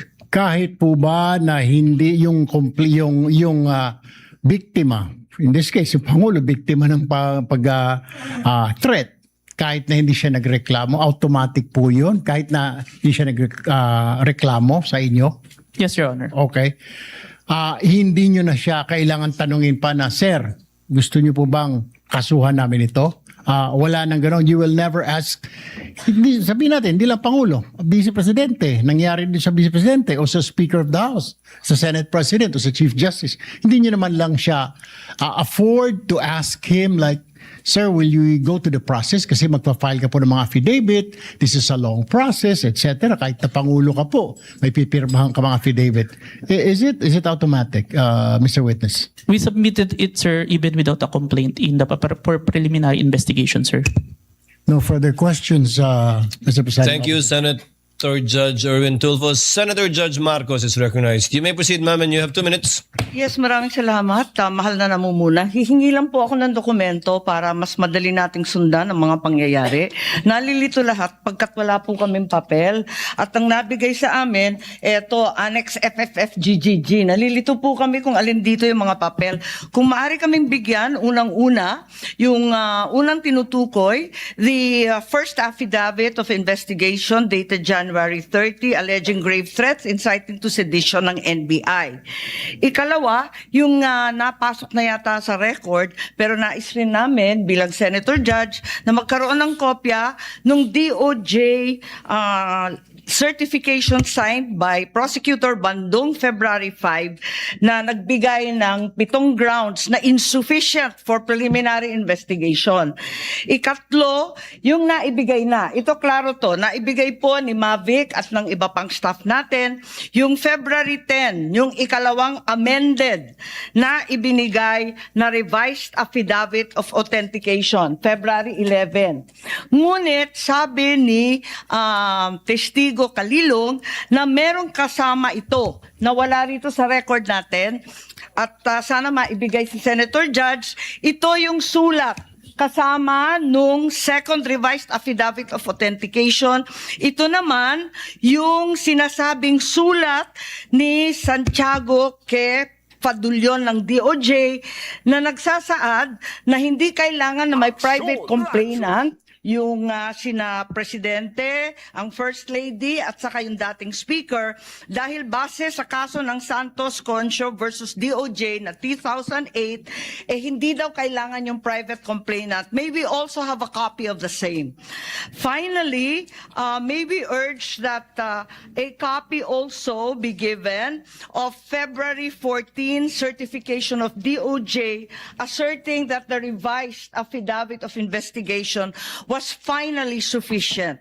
Nais lang namin na makita yon at alamin yung investigation data, huling-huli, nung March 7, almost a month after the submission of the affidavit of authentication, kasi halos 1 buwan bago utusan na magkaroon ng investigation data form. Sana may kopya rin tayo noon.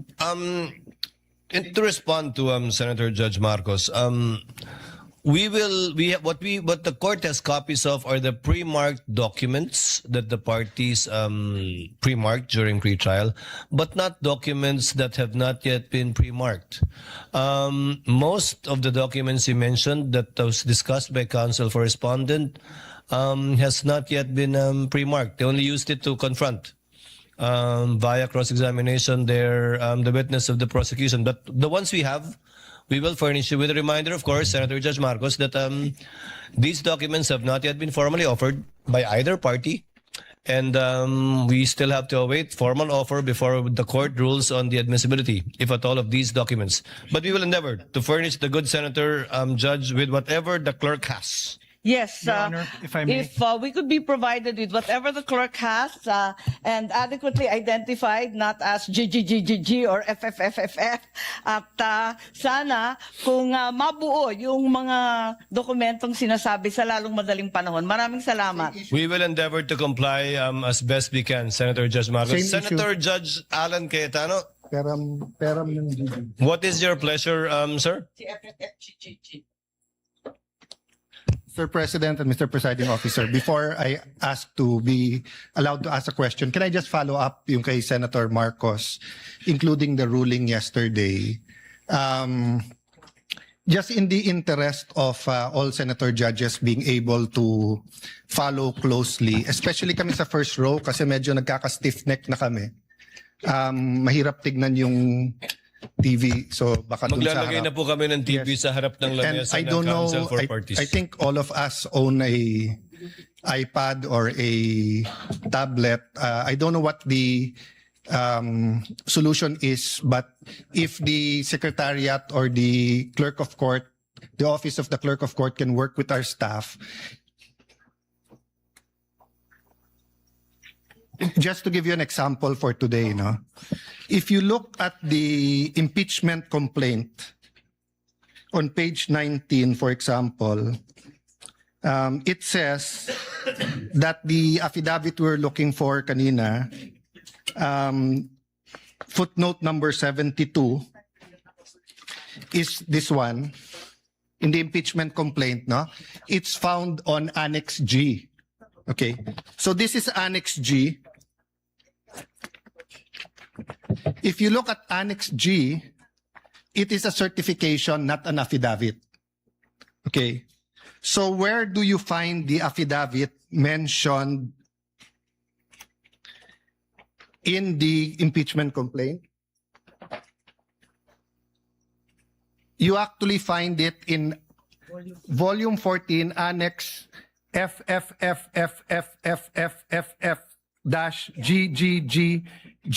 FFFFFFFF-GGGGGGGG. So before I can even say that, That's FFFFFFF to GGGGGG. yes. So even before we finish saying that, Your Honor, Mr. Presiding Judge, medyo mahirap. To further complicate, the annexes when delivered to us was labeled annexes, and then when it was pre-marked, iba na yung marking. That is correct. Okay. So to clarify, I'm not asking both the prosecution and defense to give us any documents in advance that will prejudice their presentation or the rebuttal. I do understand that it has to be offered, but to speed things up and to make sure we understand, in the same manner that they're asking the witness to examine it, maybe we can be given a copy to examine at the same time, whether digital or actual copy. I don't want to impose upon them to print 24 copies. But again, anyway, it's Wednesday. We have Thursday, Friday, Saturday, Sunday for our staff and the clerk of court to meet. So We already have a solution for you, Senator Judge Cayetano, as well as for Senator Judge Marcos. We will be furnishing the parties either via soft copy to your respective iPads or laptops, or we will enter their official emails as well. Kayo na po mag-print ng hard copy ng list of evidences as marked, as pre-marked by the prosecution na ipe-present for Article 4. And we will do this by article. However, insofar as I said, the documents presented by the counsel for respondent, these have not yet been pre-marked. But I don't think there's anything wrong with asking for a copy from the counsel for respondent. on that point, For our guidance, whether or not the same will be offered without prejudice to respond to On counsel that for point- respondent, deciding on whether or not they will offer it at the appropriate time. on that point, Mr. Presiding Officer, even if it's pre-marked, if it will prejudice their presentation, I don't mind it be given in real time.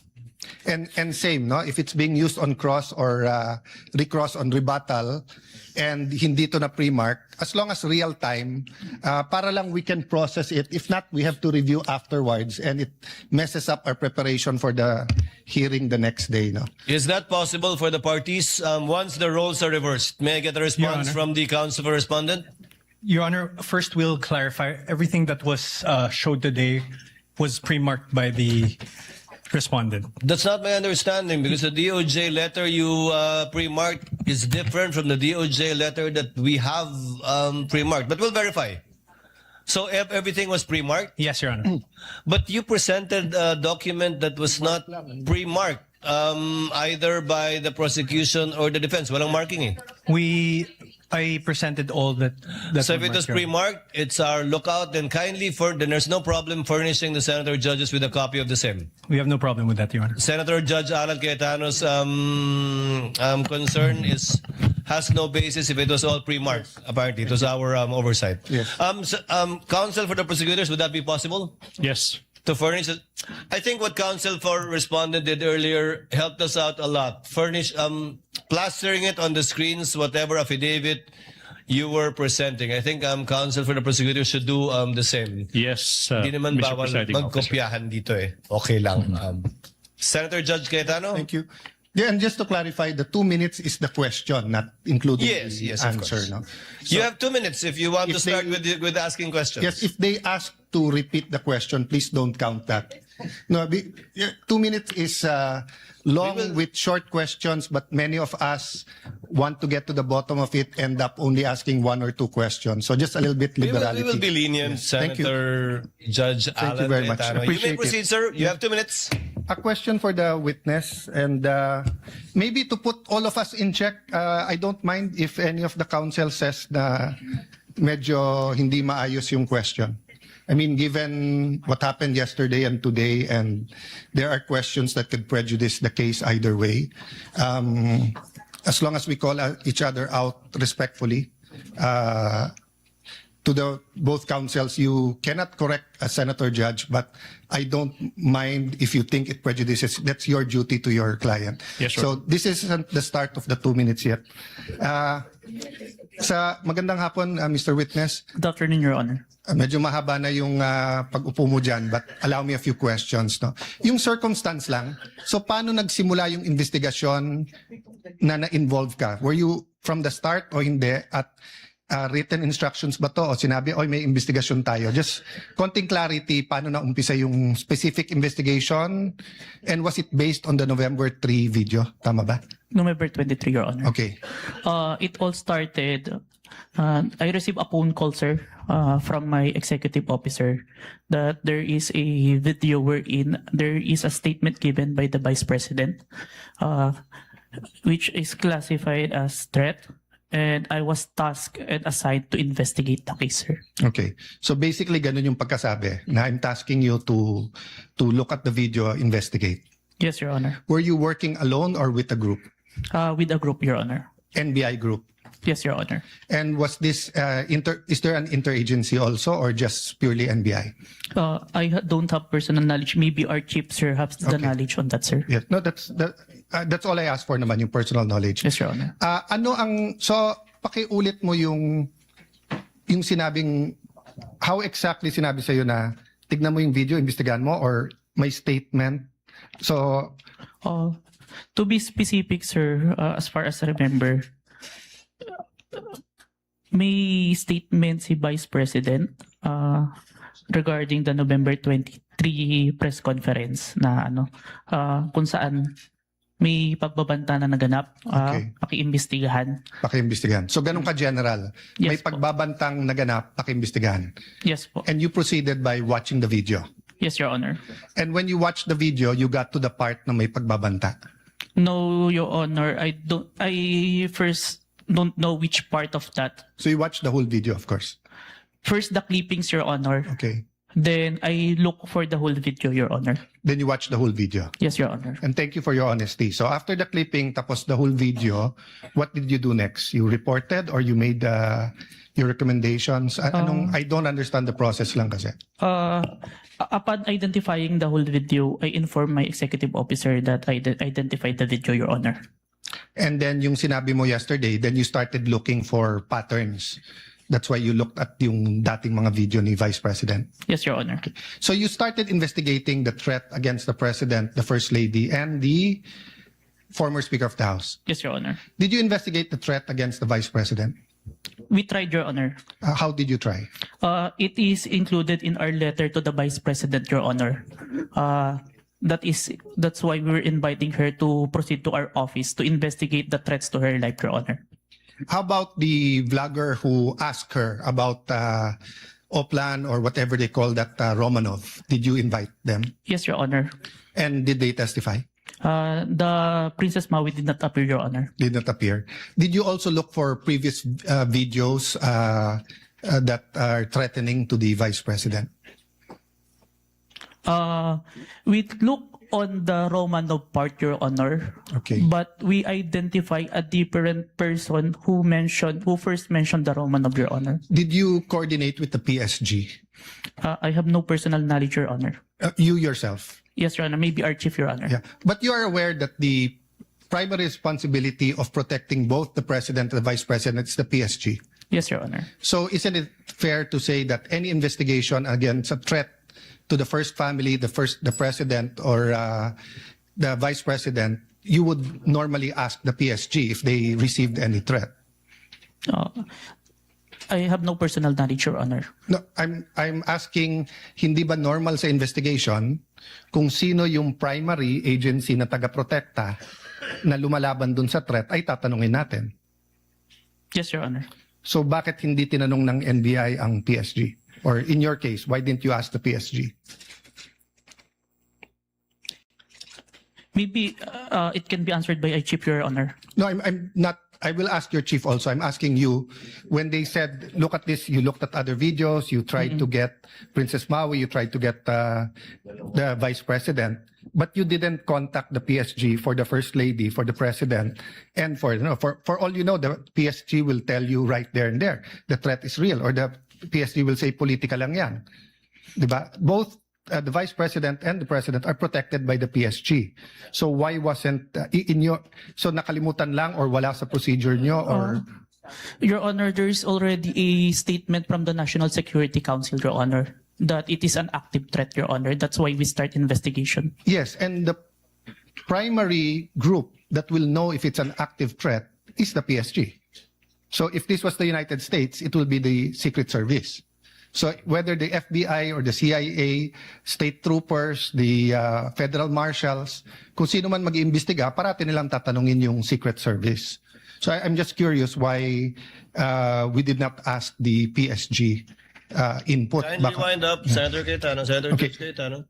So my last question is, how did you characterize the threat of the Vice President to the President?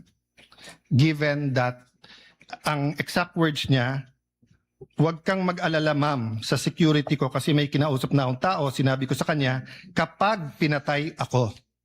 So that'll be fair to you and not vague, no? Did that phrase, kapag pinatay ako, have any bearing in your investigation? Yes, Your Honor. And what was that bearing or thoughts in your mind? First of all po, dun sa statement, may nakausap na po.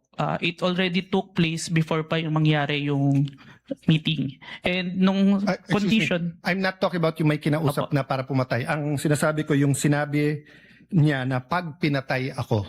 Yes, Your Honor. How did that affect your investigation? There is a condition na kapag pinatay siya. But as we can see, it's only applicable if there is only two parties. The statement make a loophole wherein a third party can use that na kapag namatay si BP, ma-execute ngayon yung statement ni BP na may nakausap na siya without the participation of the one mentioned, the President, the First Lady, and the Speaker of the House, Your Honor. That's fair. But what I'm saying is that in your reports, did you characterize it as a conditional threat? Kasi kung hindi naman siya pinatay, the logical implication is that there's no threat against the... So I'm not saying it's not illegal, immoral to contract a killer. I'm just trying to follow the logic na pag sinabi kong pakukulong kita, Mr. Witness, pag nagsinungaling ka under oath, then it's actually not a threat. It's a legal... I'm just telling you the law, di ba? Pero pag sinabi kong pag hindi ka sumunod sa akin, ano yung kita? So that's my last question lang.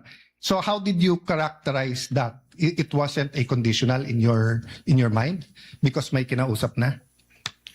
Even with or without, sir, it's still considered a threat as long as the person... I have no doubt there. I'm just asking, is it a conditional threat?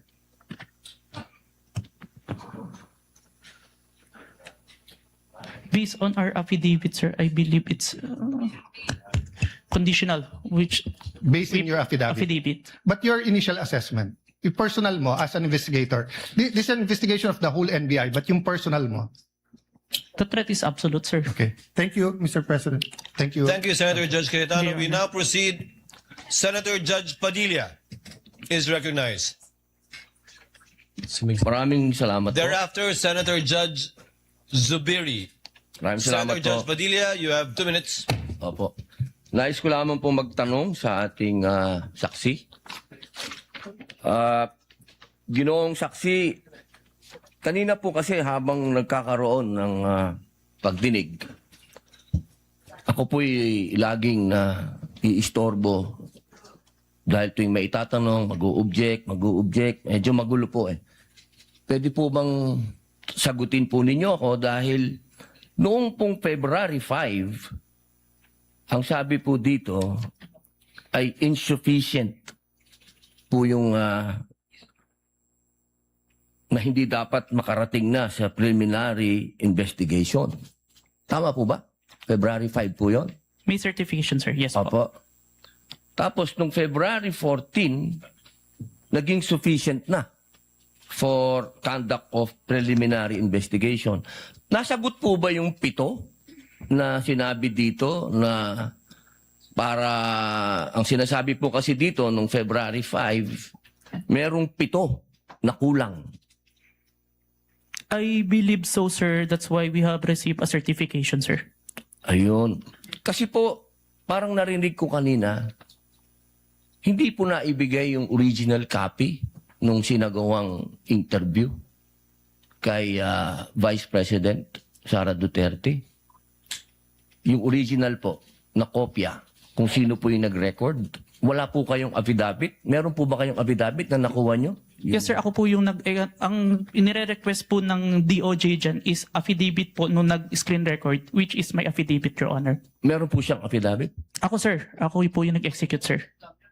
Hindi po yung mismong tao? Yes po. Ang hinihingi po kasi ni DOJ is kung sino yung nag-screen record through OBS, sir. Hindi po yung mismong tao? Yes, Your Honor. Kayo lang po yung nag-affidavit? Yes, Your Honor. Pero meron po kayong ng pagkakataon ba na nakausap niyo yung tao at nagbigay siya ng affidavit? May I clarify, Your Honor, if sinong tao yung tinutukoy? Yung nag-record po? Ako po yung nag-record through OBS, sir. Hindi po. Yung mismong nag-record po kay Inday sa Vice President. Nakausap niyo po ba? Yung raw file po. Kasi napakahalaga po nun. Kasi doon po natin malalaman kung original ba o hindi. The video itself, sir, is publicly available. That's why I performed the recording, sir. Opo.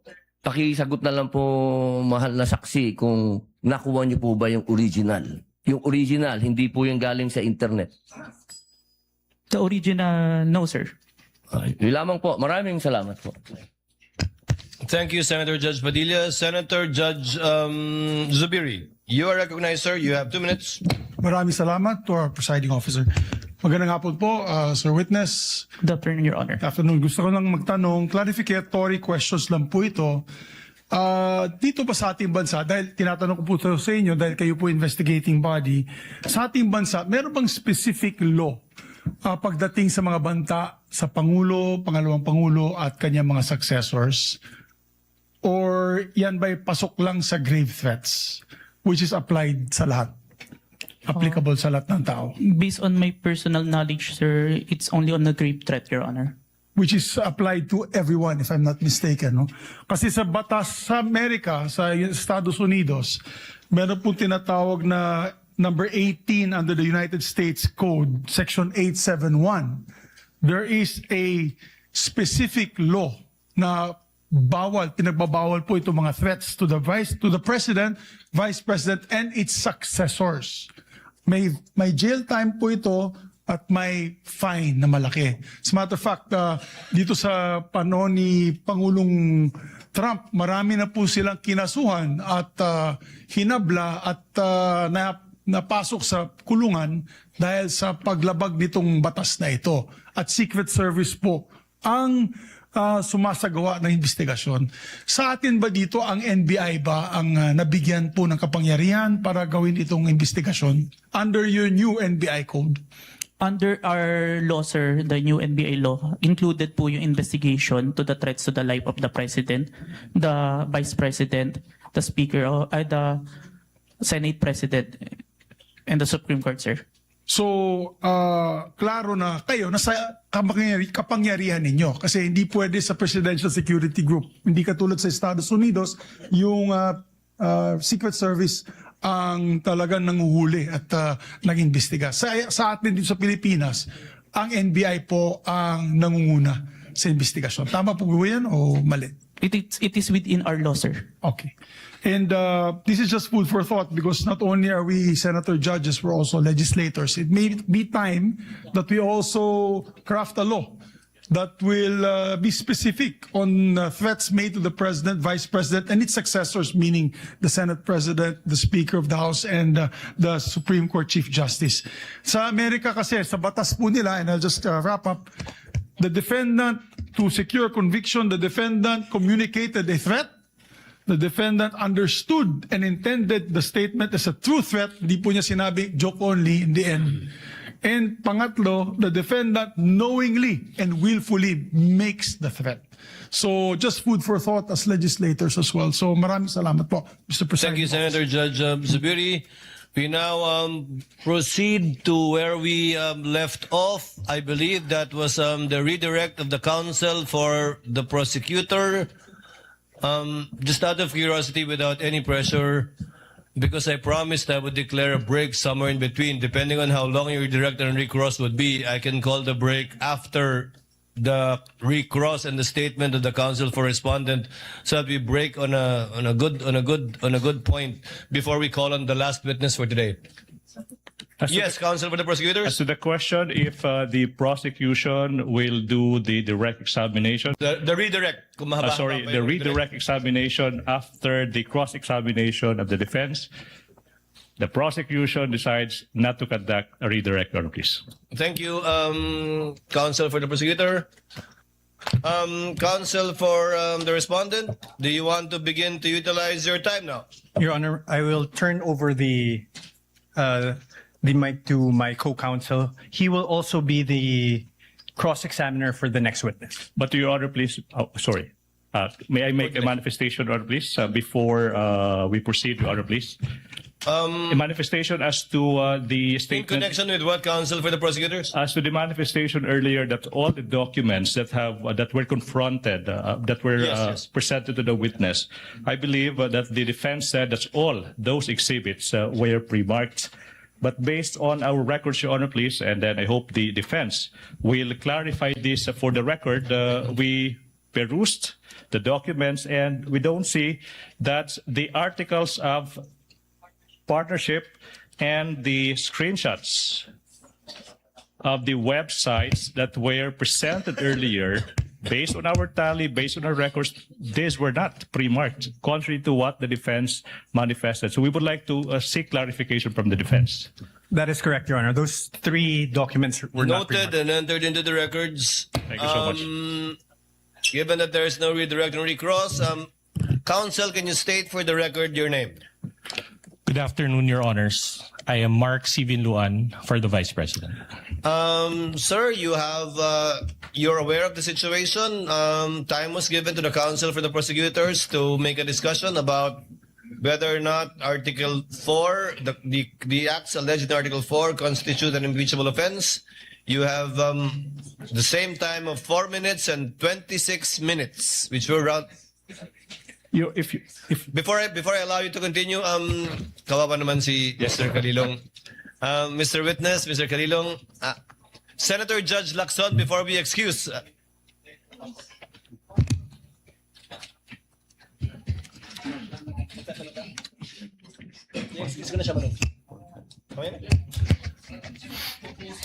Senator Judge Soto is recognized. Sir, what is your pleasure, sir? Mr. President, Mr. Presiding Officer, are we going to dispense with the witness already? Unless you have questions. I believe Senator Lacson has questions to the witness, so not yet. Well, it's a simple question. The gentleman You're may familiar. Thank you very much. You're familiar with the internet, of course. Yes, Your Honor. Have you noticed that lately all the AI-generated videos have a caption saying AI-generated? Yes, Your Honor. Kaya pag walang nakalagay na AI-generated, siguradong hindi AI-generated? Yes, Your Honor. Today, Your Honor. Yes, lately, no? Lately, Your Honor. Lahat nakalagay. Pag AI-generated, nakalagay AI-generated and Meta does not allow it. Right?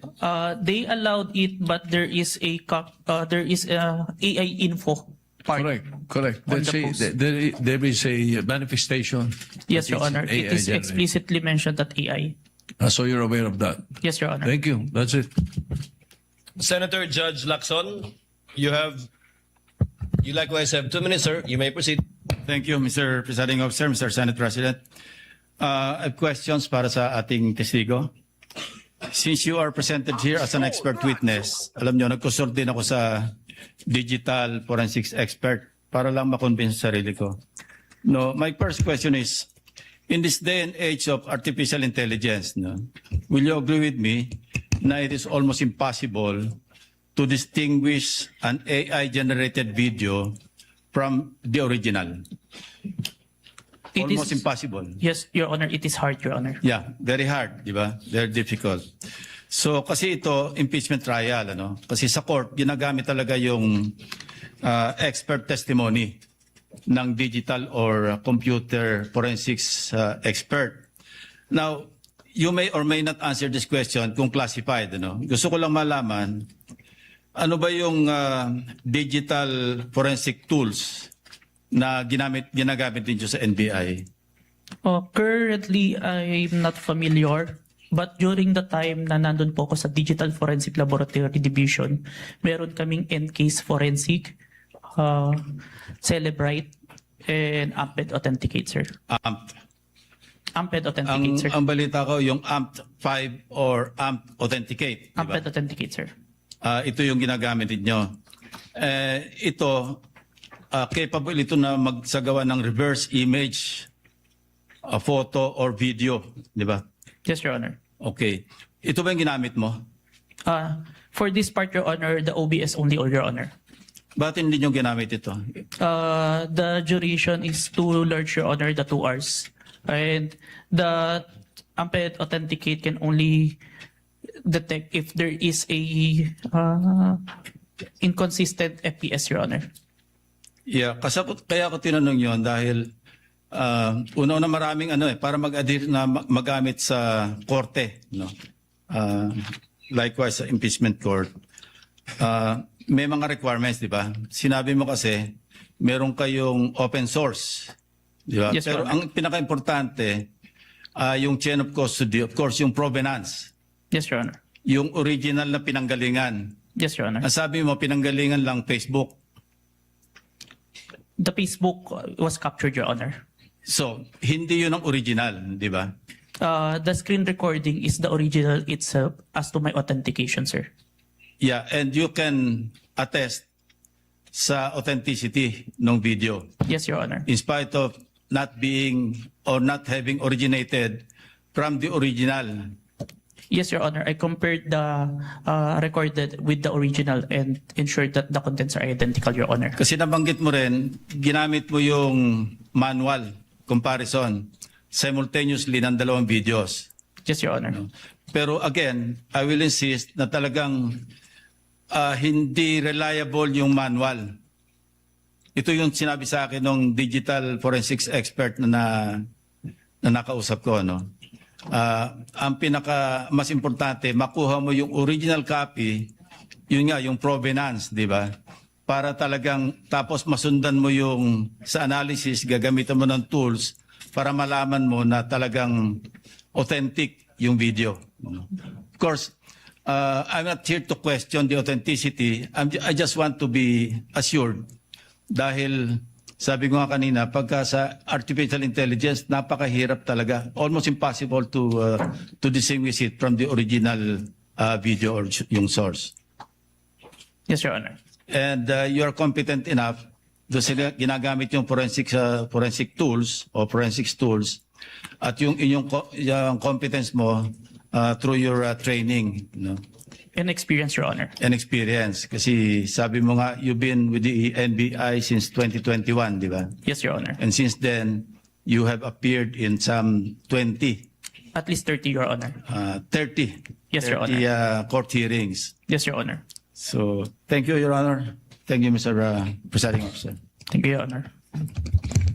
Thank you, Senator Judge Lacson. Senator Judge Cayetano, what is your pleasure? Just a clarification addressed to the presiding officer. You may proceed, sir.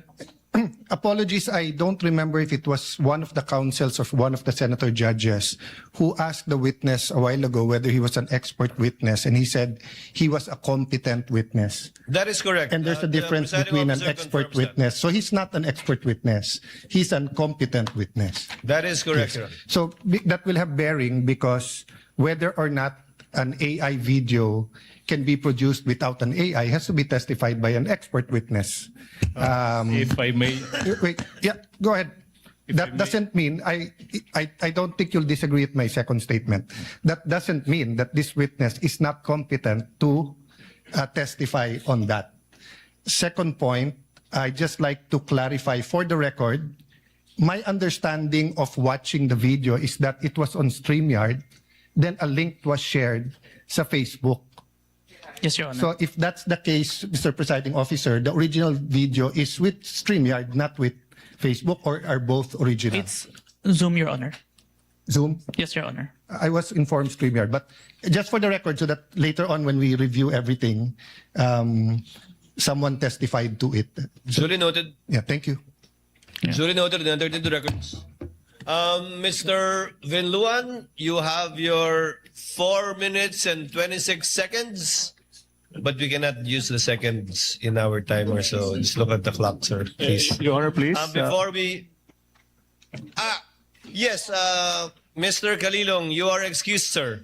Thank you, Your Honor. And thank you for your time and cooperation with this impeachment court. Thank you so Thank you, Your much, Honor. NBI Senior Agent John Mark Calilong. Thank you so much. Hold on, Mr. Kalilong. Yes, Senator Judge Padilla, what is your pleasure, sir? Ginoong tagapamahala ng hukumang ito, nais ko lamang po sana hingin ang mga credentials ng ating saksi kung paano po lahat ng kanyang certification, lahat upang mapatunayan po natin lahat na It's ready. The witness testified to it earlier, but kindly respond to the question of Senator Judge Padilla, Mr. Witness.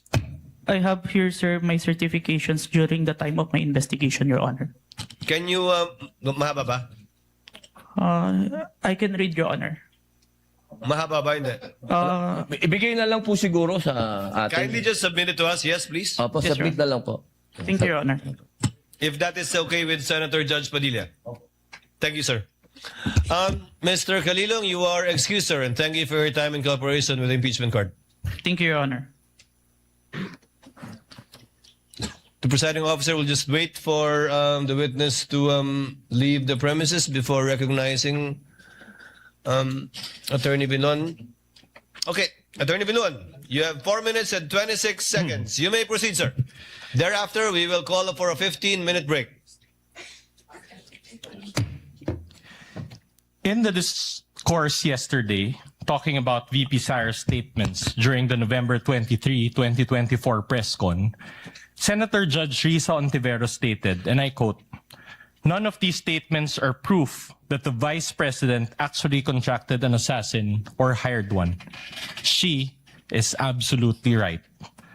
She then asked the question, why are these acts impeachable? To this question, the prosecution responded, "We understand that these statements may not actually 100% prove that she in fact contracted an assassin. End of quote. Hence, the prosecution admitted that the video does not prove any fact other than its existence.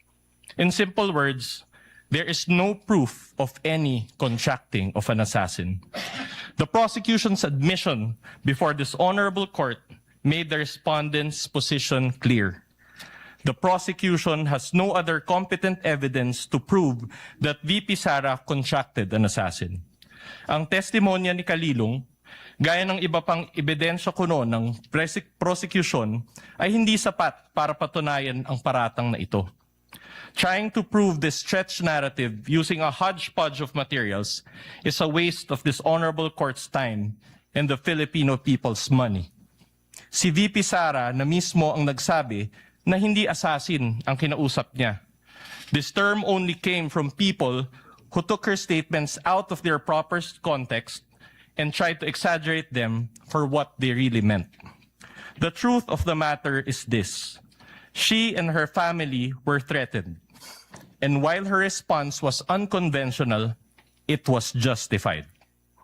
What triggered her response was a question about Operation Romanov, which is the plot to eliminate VP Sara and her entire family. The NBI's own records prove this.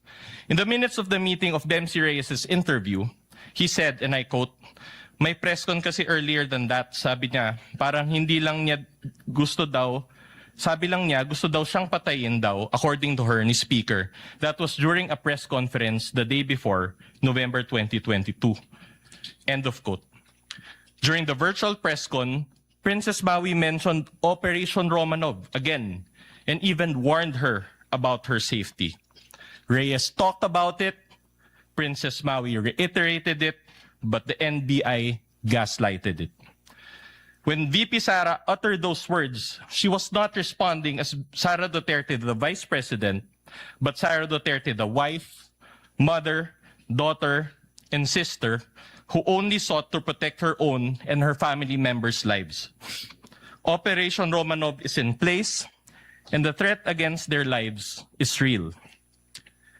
VP Sara became the target of unauthorized intelligence and surveillance operations by government operatives that exposed her family to high-level risks and security threats, thereby causing intense trauma and uncontrollable fear. Her homes in Davao and Manila were profiled, and this is proven by classified casing reports. Her trusted security personnel were removed. Her schedule of official functions, like the one in Naga, was leaked by intelligence agents, and her security was heavily compromised. In sum, the prosecution was right in using the term culmination. But the prosecution's interpretation is wrong. Rather, when VP Sara left the administration, she suffered various forms of threats and harassment for many months from the powers that be, and the culmination was her statement on that fateful early morning in November 2024. She didn't commit an impeachable offense. She drew the line in the sand and said, enough is enough. That is the meaning, and that is the context. Finally, as to the alleged grave threats and inciting to sedition, these are defined by their revised penal code and are punishable by prisión correccional. Thus, these fall under the jurisdiction of the MTC or first-level courts. These charges are not other high crimes as contemplated by the Constitution as grounds for impeachment and are therefore not impeachable. After all, VP Sara was fighting two important battles that day. One against the threat to her family's life, and another against the life of the ordinary Filipino, constantly suffocated by the immense weight of corruption, which she talked about during the press con. She never incited sedition. She merely echoed the voice of ordinary Filipinos. Her message that day only reflected what was already in their hearts and minds. There was no betrayal of public trust. She actually upheld the people's trust as she spoke for and behalf of the people. Thank you, Your Honor. Thank you, Attorney Vidluan. Chair declares a 50... Senator Judge Bam Aquino, before we declare a recess. Yes, just a quick manifestation, Mr. You President. may proceed, sir. Tapos na po tayo sa unang witness. It's taken us maybe a total of 9 hours for the first witness. Ito ho, isang pakiusap sa parehong grupo. Alam ko po may kanya-kanya tayong estilo, may kanya-kanya tayong strategy. But if possible, can we allow the testimonies to be heard? Can we have proceedings that will go straight to the point? Kasi po nanonood ang taong bayan, pati po kaming mga senator judge. Gusto rin ho naming makita itong mga proceedings, yung mga ebidensya na mas madali ring maintindihan. So ito naman po, di ho namin pwede itong idikta sa inyo. But if possible, the succeeding witnesses, and we have a long list, this goes for both parties by the way, let's have proceedings where we can go straight to the point, malaman natin yung puntos ng bawat grupo para makapagdesisyon rin po tayo ng maayos. Ito po this is a plea, no? This is not an order to both parties, but if we can, this is the People's Tribunal, we're watching, everybody's watching, sana po, payagan natin na lumabas yung mga katotohanan, lumabas yung mga ebidensya upang maging mas madali at mas kaya-aya po yung ating proceedings. Yun lang po, Mr. President. Thank you so much. Noted and entered into the record. Chair would like to give Senator Bam, bibigyan ko ng konting pag-asa sa Senator Bam. Usually, ang mga paglilitis tulad nito, parang diesel yan. Sa simula, siyempre dahil una pa lamang, nagkakasanayan, nagkakaestimahan, pero bibilis at bibilis ito sa pagdaloy din ng ilang araw lang ng trial natin. And you will be able to see that in the next couple of days. Chair declares a 15-minute recess. We Your all Honor, come please. back. Your Honor, Yes, please. counsel for the prosecutor. Before the declaration of recess, I suppose that the reason is for the presentation of the next witness for Yes. the prosecution. We manifest, Your Honor, that John Mark Calilong will be our witness for this afternoon. We'll be presenting the next witness during the next hearing on Monday, Your Honor, please. You won't present Attorney Lotok anymore? Yes, Okay. Your Honor, on Monday, Your Honor, please. We will utilize the 11 days allotted to Article 4 of for the prosecution prosecution, Your Honor, please. So no attorney law talk today. Today, we'll do that on Monday, Your Honor, please. So Chair would like to I guess there's no need to declare a recess. Yes, Your Senator Honor, Judge please. Lacson, thank you for Honor. that manifestation. Yes, counsel for the respondent. Your What Honor, do you want maybe to say? just clarified if Attorney Lotok is the witness on Monday because they had already Yes. disclosed the witness. I was about to ask that question. Yes, Your Honor. Attorney Jeremy Lotok will be presented On by the Monday? prosecution on Monday, Your Honor, please. Likewise, can you name us? You manifested that you will also be presenting next week or requesting a subpoena to.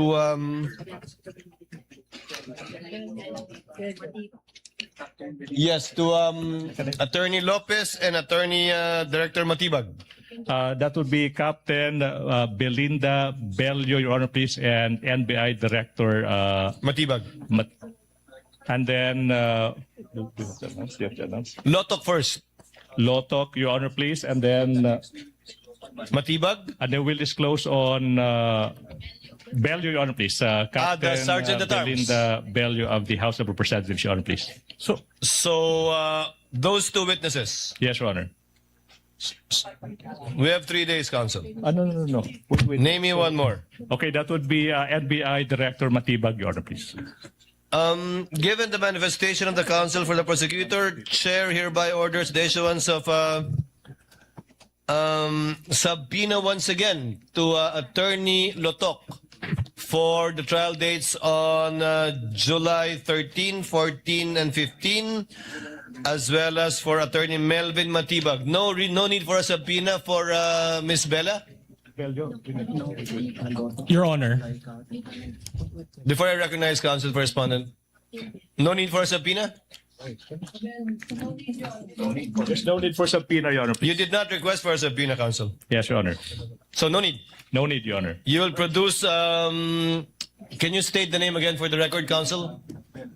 Can you state for the name of the witness again for the record? Your Honor, the first witness will be Captain Belinda Bello. That would be Attorney Jeremy C. Lotok. Number 2 is Captain Belinda Bello. And number 3, NBI Director Matibag. And number 4. Thank you. That's for no. Thank For you, next counsel. week, those are the witnesses, Your Honor, please. Thank you. Counsel for respondent. Your What Honor, is your pleasure? Your Honor, considering the change in schedule, may we just confirm if that is the exact order of presentation next week? I believe so. The chair would like to be the one to confirm that. To reiterate, Your Honor, may I be recognized? I apologize. yes, the member of the panel of prosecutors, Representative Defensor. What is your pleasure, sir? Your Honor, may I just correct, since the private counsel is under the direct supervision and control of the Yes, of counsel course. prosecutors. For Monday, Your Honors, we will be presenting Attorney Jeremy Lotok. For Wednesday, we will be presenting Tuesday, we'll be presenting Attorney Zuleika Lopez.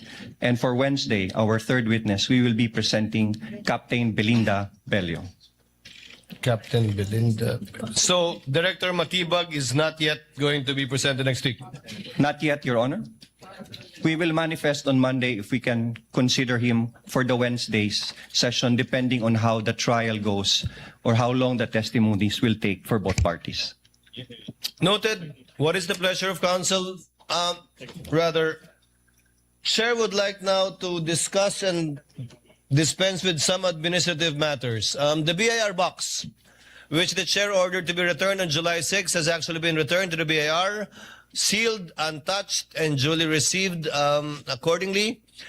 And the counsel for the prosecutors have filed a motion for the issuance of subpoena duces tecum at testificanum to the BIR concerning this box. Has a copy been furnished to the counsel for the respondents? None yet, Your Honor. None yet? I thought, yes. Your Honor, we confirm that we emailed a copy to the respondents. Last Monday, Kindly Your check Honor. So that we can dispense with the need of reading the subpoena. Having said that, given that this has been put in issue rather in the pre-trial brief of both parties, there is counsel for respondent, we will accord the same treatment to this with respect to the subpoena, request for subpoena for the bank accounts of the spouses, Vice President Sara Duterte and Attorney Mans Carpio. Therefore, the presiding officer orders both parties to submit a memoranda on the subject matter of the subpoena of the BIR records on Monday. And we will also schedule the oral arguments for deciding on this issue together with the bank records on Wednesday. Each party will be given 10 minutes without prejudice to a rebuttal and or a rebuttal by the other side for another 3 minutes before the court shall decide. We will comply, Your Honor. We will comply, Your Honor. Thank you. So ordered. In regard to the request for the issuance of a motion for subpoena, asan yung...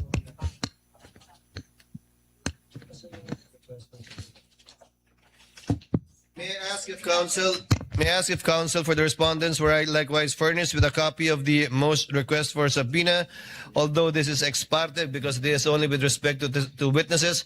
So there is no need to issue a subpoena to Attorney Melvin Matibag for next week. Honorable Defensor? No need? No need, Your Honor. So just Attorney Zulaika Lopez? Yes, Your Honor. Chair orders that subpoena be issued to Attorney Zulaika Lopez to appear on July 13, 14, as indicated by the counsel for the prosecutors, given that on the 15th, we might be arguing on the bank deposits and the BIR documents. We submit, Your Honor. So ordered.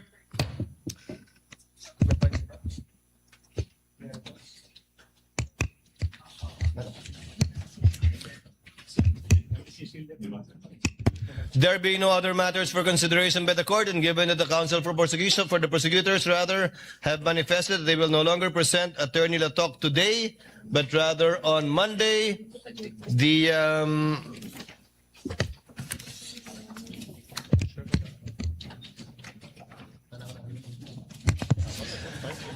trial is hereby adjourned until 2 p.m. of Monday, July 13, 2026.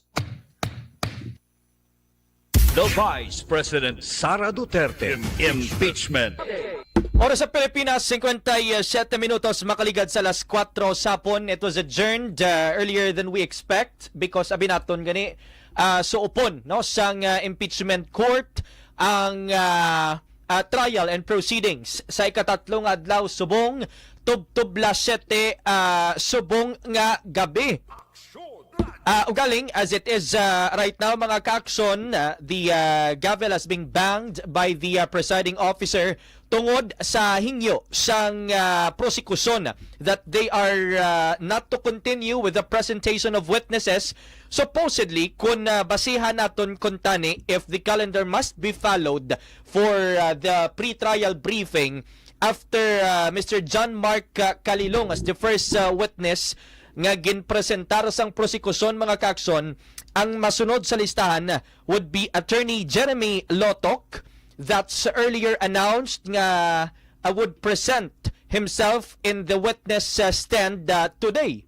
No? Kaya binaton kung tani dasigay lang ni ang remaining questions and the cross-examination for Mr. John Mark Calilong. And thereafter ma-follow si Attorney Jeremy Lotok, who is the Regional Director of the NBI Bangsamoro Autonomous Region in Muslim Mindanao. Ugaling, basi nga sa calculation, sa mental calculation sang prosecution, that would not be enough and would sound awkward later on if eventually i-cut off lang man ang presentation, knowing that the continuation of the impeachment trial will happen on Monday. That is going to be July 13. So if that is the case, mga kakson, we will be the prosecution seems to be having a difficult time to arranging ang mga inugplastar nila sa parte sang prosekusyon. Wala man sina din nag-question ang depensa. They stated their support in here and made some clarification of what's going to be ang pagpasunod sang pagplastar sang witness sang prosekusyon sa masunod nga semana. And then, dirigin ginathag ni Representative Lawrence Defensor, no, from the prosecution panel that the flow of the witnesses or the prosecution witnesses for next week will be danay ka. Ano gani subong? July 8. No? So the flow of the presentation of witnesses for next week, it's going to be Attorney Jeremy Lotok on Monday. Then Representative Lawrence Defensor made clarification that on Wednesday or Tuesday, the next to sit in the witness stand is Attorney Zuleika Lopez. And this is quite intriguing. How would Attorney Zuleika Lopez, Attorney Lopez actually is, or maybe was, this, what do you call this? Chief of Staff, no, COS of Vice President Sara Duterte. Then surprisingly, she's going to appear before as a witness for the prosecution. And thereafter on Wednesday, si ex-direct and si Captain Belinda Bello, the Executive Director, Legislative Security Bureau of the Office of the Sergeant at Arms of the House of the Representative, is going to be the third witness for next week. So on its practicality, she's going to be the fourth, no? Si Kalilong, si Lotok, si Attorney Lopez, and si Captain Bello. This seems to be the four witnesses nga preparar, no, sang that's eventually to be presented ang the rest of the three others sang prosecution sa isa ka article pa lang niya. That's the fourth article on the grave threats, remarks, inciting to sedition remarks by Vice President Sara Duterte. The Vice President Sara Duterte impeachment. So for tonight mga kaksyon, ang istoryahan lang naton is iplastar naton from the very beginning of the first witness, who is Mr. John Mark Kalilong, the senior agent of the NBI Cyber Investigation and Assessment Center. From the very moment the prosecution presented him, what were the questions and what were the qualifications, what were the presentations and totality from the prosecution, kag ang pag-cross-examine sa iya sang depensa sa subong hapon. The Vice President Sara Duterte impeachment. So in short, we are going to present the end of the presentation from the prosecution kahapon. How did the defense acknowledge these presentations kahapon mga kaakson, and the continuation sa subong adlaw sang cross-examination. If we are going to look into details of the cross-examinations, actually daw nag-fall lang siya under two considerations, no? The first is the DOJ certification and resolution by DOJ Assistant Prosecutor JV Bandong, saying that there is no element of crime that would going to support in the case of grave threat versus Vice President Sara Duterte, which happens that NBI is a superior office of the national, or DOJ rather, is a superior office of the National Bureau of Investigation. So we are looking at it by the defense as a persuasive evidence, pangontrato, no, sa unang mga nangin ebidensya, not necessarily ebidensya, but presentation of evidence by the prosecution. Kagang ikaduha sinadiri mga kakson is ang tong video by a spliced video from Attorney Zuleika Lopez in contextualizing ang tong spliced video man nga ginplastar sang prosecution kahapon ang mga remarks that were dubbed as inciting to sedition and grave threats of Vice President Sara Duterte. So para mas mataga naton ini karon, ipaplastar naton ini from the very beginning, from kahapon mga kakson, sa panugod sa pagpresentar sang ebidensya and witness in person of Mr. John Mark Kalilong, anong sabat sang depensa kahapon, and the continuation of cross-examination sa subong nga adlaw. The Vice President Sara Duterte impeachment. Regular program of Action Radio Iloilo continues, and sugpunan tani karon sa programa Firing Line. Oras Action Radio, 5 minutos makaligad sa las 5 sapon. The Vice President Sara Duterte impeachment trial. Live coverage. Oras, 5:05. This time check is brought to you by ACS